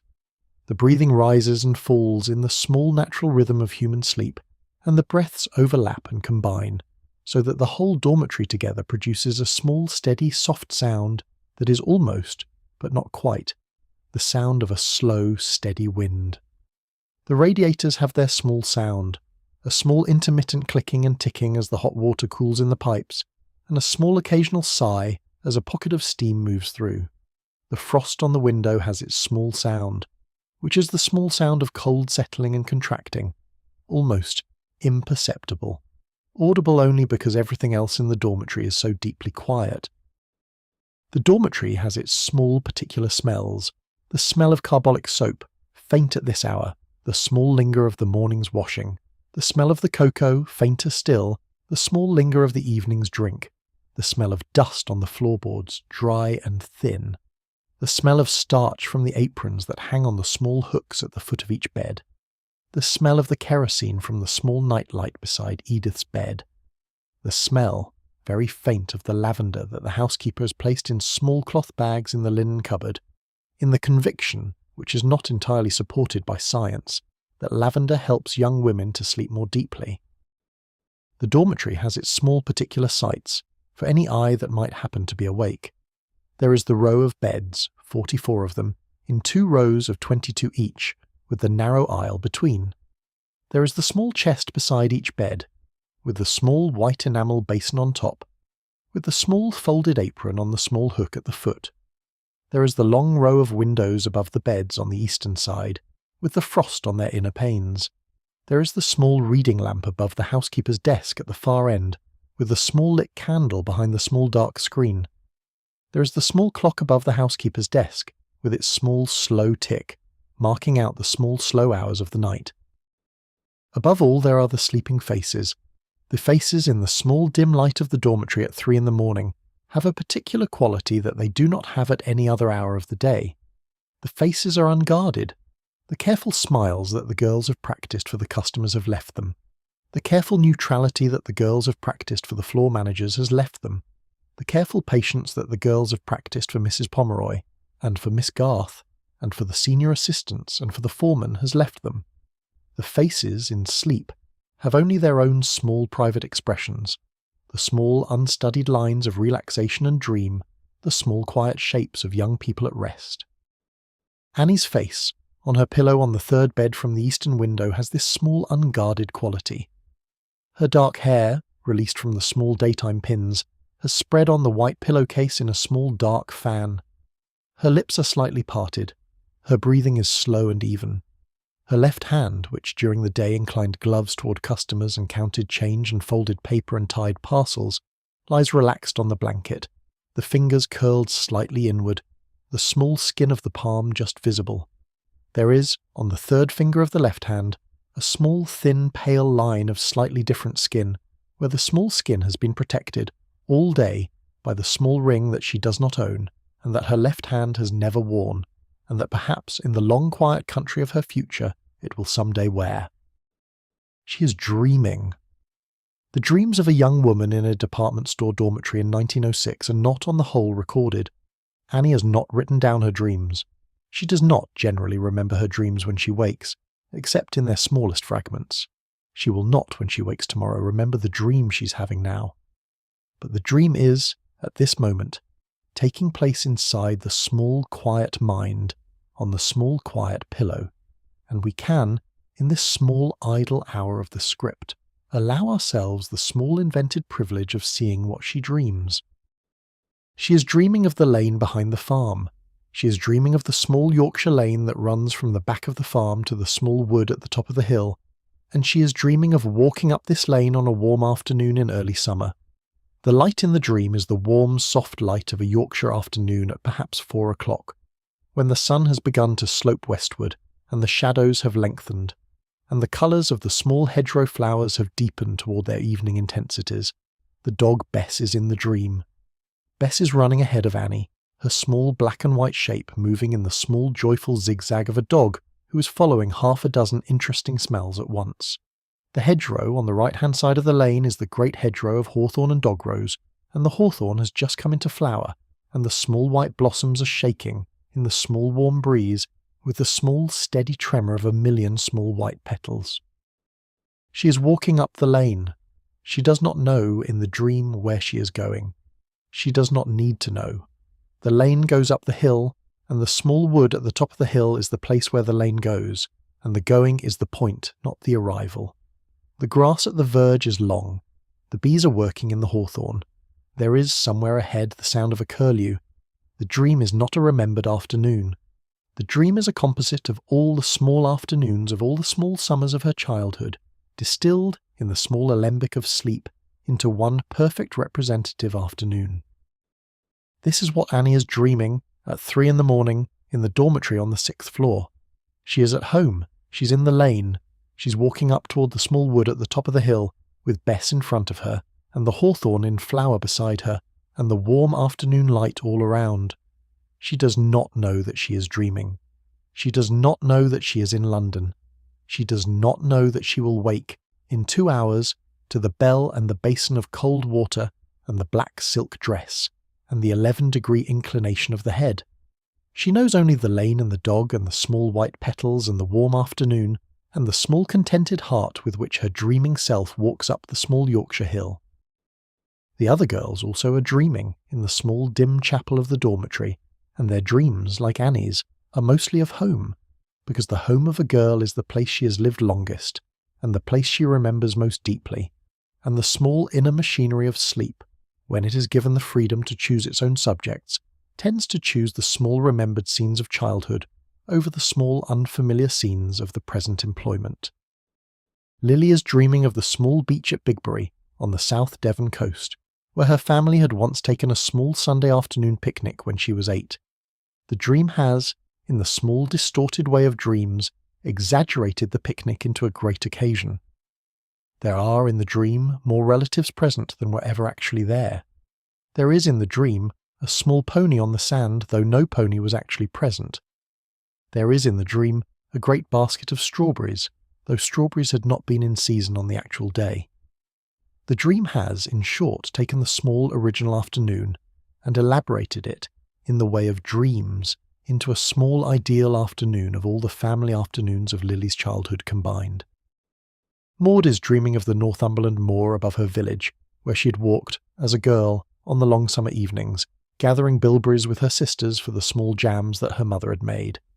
The dream has the small, high, wide quality of the actual Northumberland moor, with the small, thin, clear light that lies over that part of England in the long evenings of late July, and with the small purple of the heather just coming into flower, and with the small distant sound of the curlews, and with the small distant outlines of the great Cheviot hills along the horizon to the west.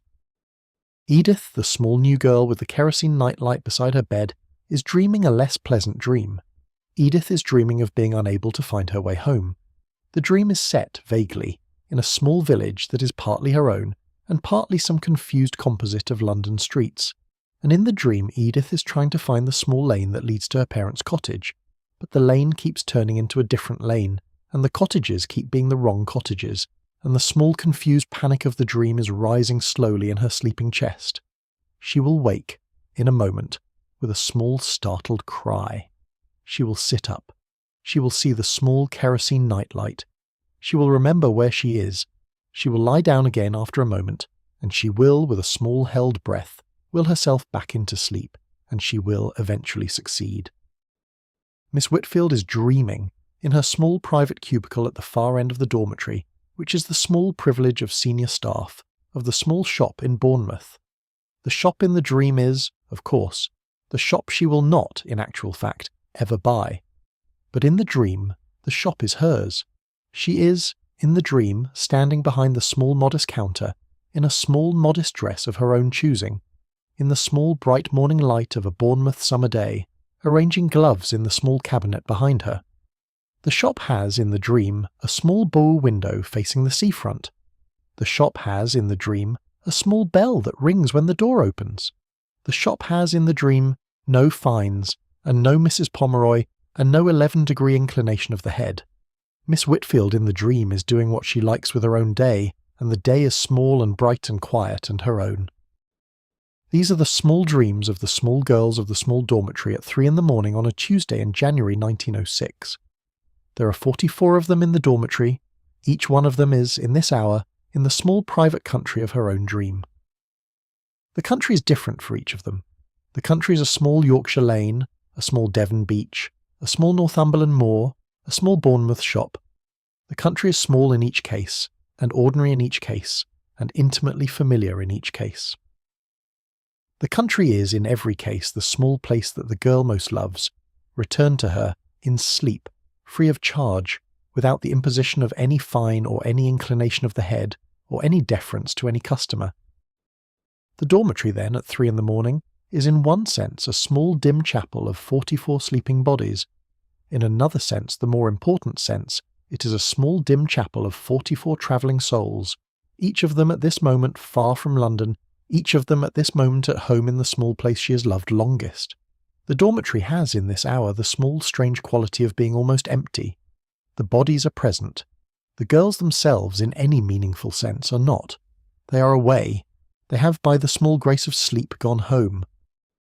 You may wish, in your own small descent towards sleep listening to this story, to consider that you also, in your own small bed, in your own small room, in the small late hour at which you have chosen to listen to this voice, are about to make the same small departure that the girls of the dormitory are making. You also will, in a few moments, be away. You also will be, in any meaningful sense, gone from your own bed. You also will be somewhere, in some small remembered scene of your own life, somewhere that is yours, somewhere that has no fines and no 11-degree inclinations and no deferences to any imperious customer. You will be at home, wherever your home most deeply is, in the small private chapel of your own dream. The dormitory continues. The small, slow tick of the clock above the housekeeper's desk marks out the small, slow minutes of the deepest hour of the night. The radiators continue their small, intermittent clicking. The frost continues its small, slow thickening on the windows. The breath of the 44 girls continues its small, steady rise and fall.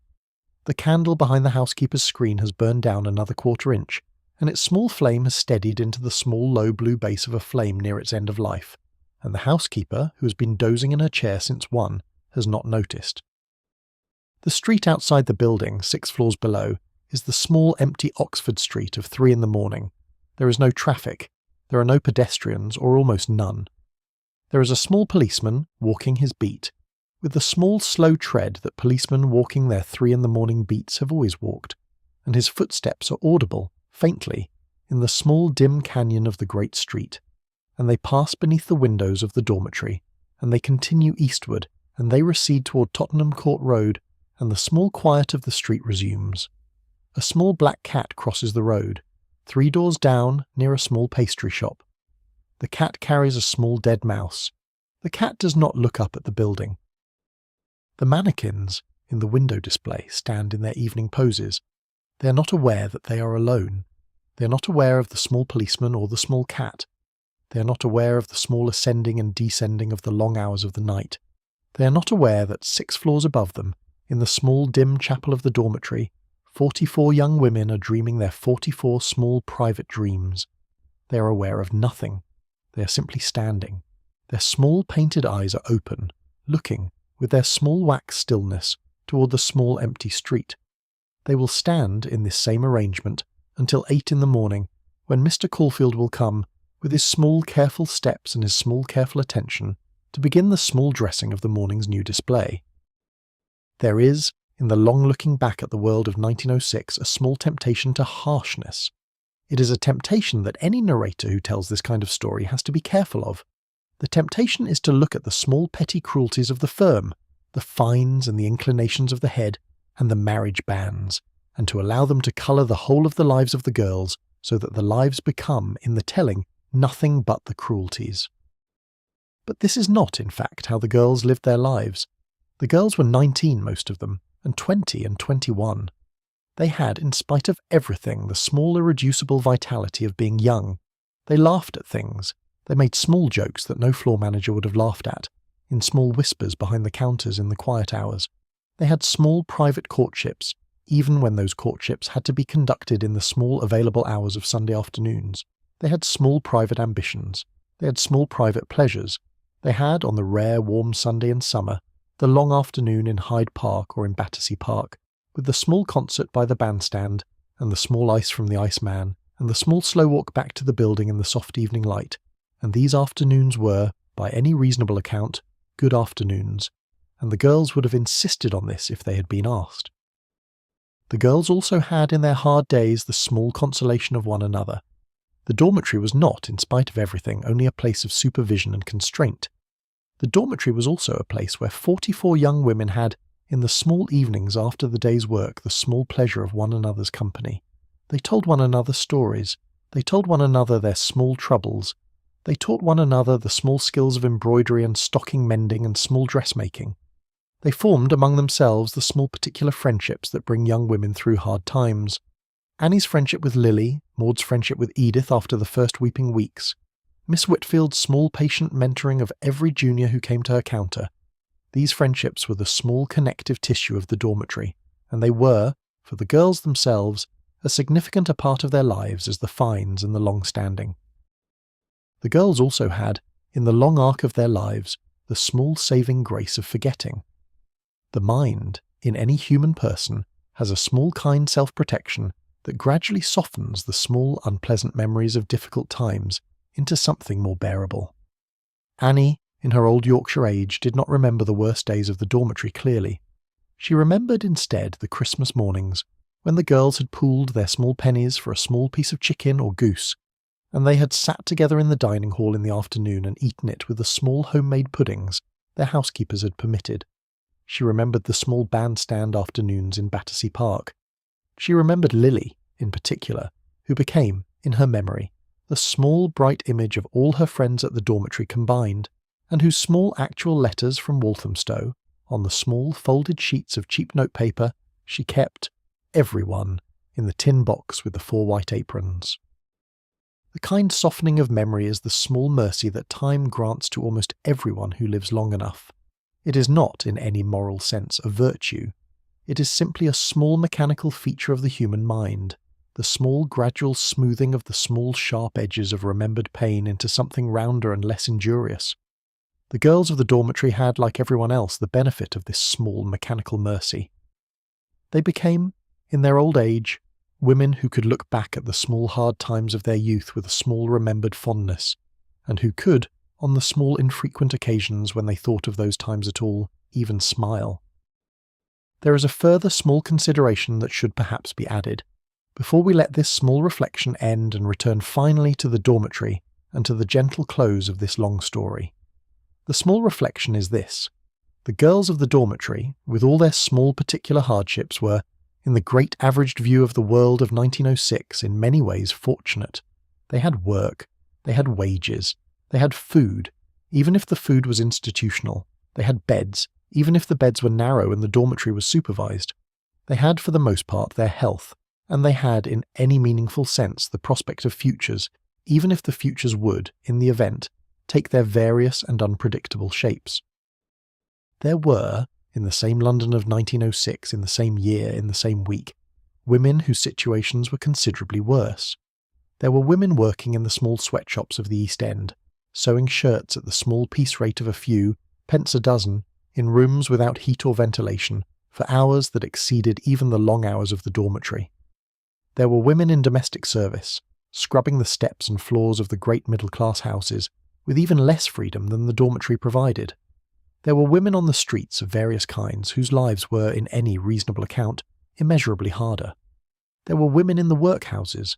There were women even, who had no situation at all, who were, in the small bitter euphemism of the period, between situations, and whose small bare survival depended on the small irregular charity of strangers.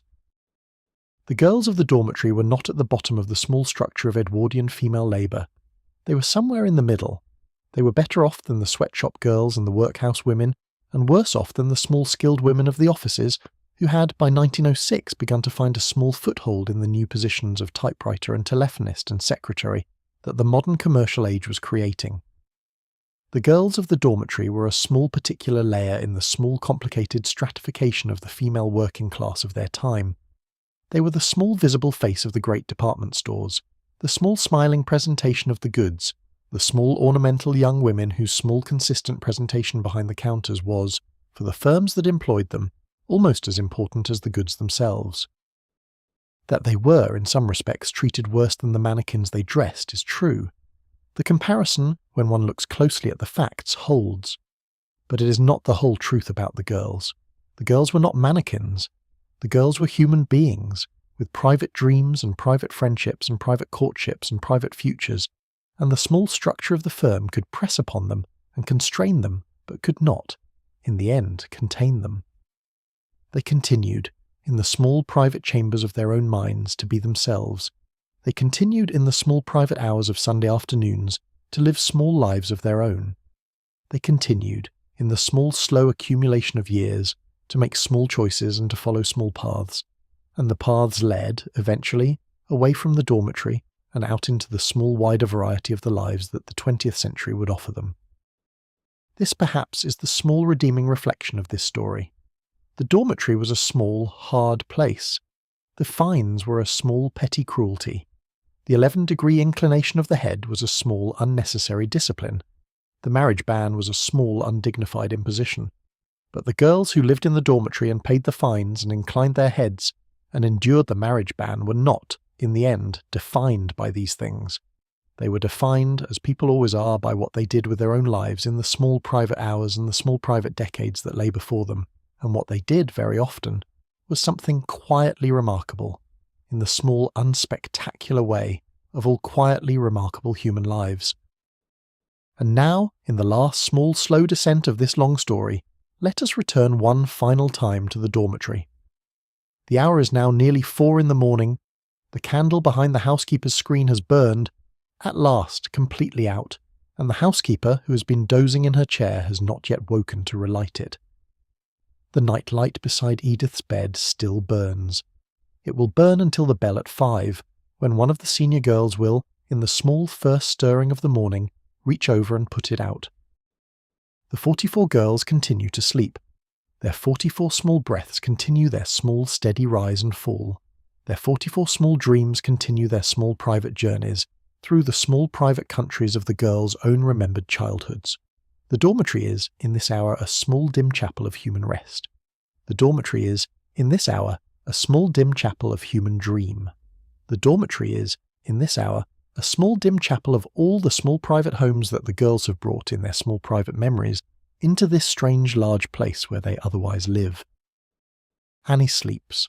Her dream of the Yorkshire lane has, in the slow current of sleep, transformed gently into another dream, in which she is sitting by the fire in her parents' kitchen, with her mother bringing her a small cup of tea, and Bess at her feet, and the small ticking of the old clock above the mantel.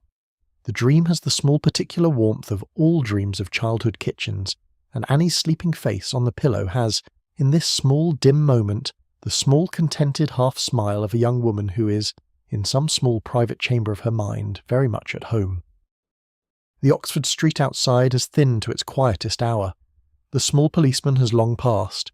The small black cat has long disappeared into a small alley with its small captured mouse. The street lamps continue to burn, with their small steady yellow gas flames, throwing their small soft circles of light onto the empty pavement and the empty road. The frost continues to thicken very slowly on the windows of the closed shops, and on the cobblestones of the road, and on the small iron railings outside the great building. The mannequins in the window display stand in their small evening poses. Emily's gloved hand catches the small slanting bar of pale yellow lamplight. Marie Claire's painted eyes look toward the middle distance. Leontine's small ivory dress is, in the cold air of the closed window, perfectly still. They are not aware of the small slow turning of the night toward morning. They are not aware of anything. They are simply standing in their small wax patience until Mr. Caulfield comes with his small careful hands to begin the small dressing of another day. The whole great building in the deepest hour of the night has the small particular quality of all great buildings in their deepest hours. The building is, for this small interval, almost as still as it is possible for a building to be. The radiators have at last gone quiet, having reached the small temperature at which their water has stopped moving. The clocks tick. The wood of the old beams in the upper floors makes its small intermittent settlings. The frost on the windows continues imperceptibly to thicken. The whole great house of glass and timber and stone is, for this small hour, doing nothing more strenuous than holding, in its small careful arms, the 44 sleeping girls on its upper floor and the 10 silent mannequins in its window display, and the small accumulated quiet of a long Edwardian night. You may, by this point in this long story, find that your own eyes have grown heavy, and that the small slow rhythm of the voice has carried you, almost without your noticing, toward the small soft edge of your own sleep. This is the small intended consequence of the long telling. You are meant to be tired. You are meant to be drifting. You are meant to be, by now, half in your own room, and half in the dormitory, half in your own bed, and half in Annie's bed by the eastern window, half in the small late hour of your own night, and half in the small late hour of the night in 1906.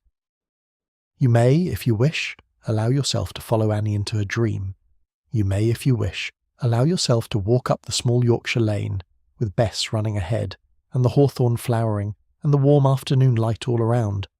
You may, if you wish, allow yourself to sit by the fire in the small Yorkshire kitchen, with the small cup of tea and the small ticking clock, and the small comfortable old dog at your feet. The dream is large enough. The dream has room. Or you may, if you prefer, allow yourself to drift into a dream of your own. You may go to your own remembered lane, your own remembered kitchen, your own remembered place of childhood comfort. You may walk where you most wish to walk. You may sit where you most wish to sit. The night is long, the dormitory is large, the dream is yours. Thank you so much for watching. If you'd like to see more videos like this, please consider leaving a like and subscribing to the channel, as it really helps us continue making more content. Anyways, see you in the next one. The dormitory grows quiet. The 44 small breaths continue. The frost continues to thicken on the windows. The mannequins continue to stand in their evening poses. The clock above the housekeeper's desk continues to tick. Somewhere, far off across the city, a single bell sounds the quarter hour, with a small clear note that lingers for a moment in the cold January air and then fades. Annie sleeps. The dream of the Yorkshire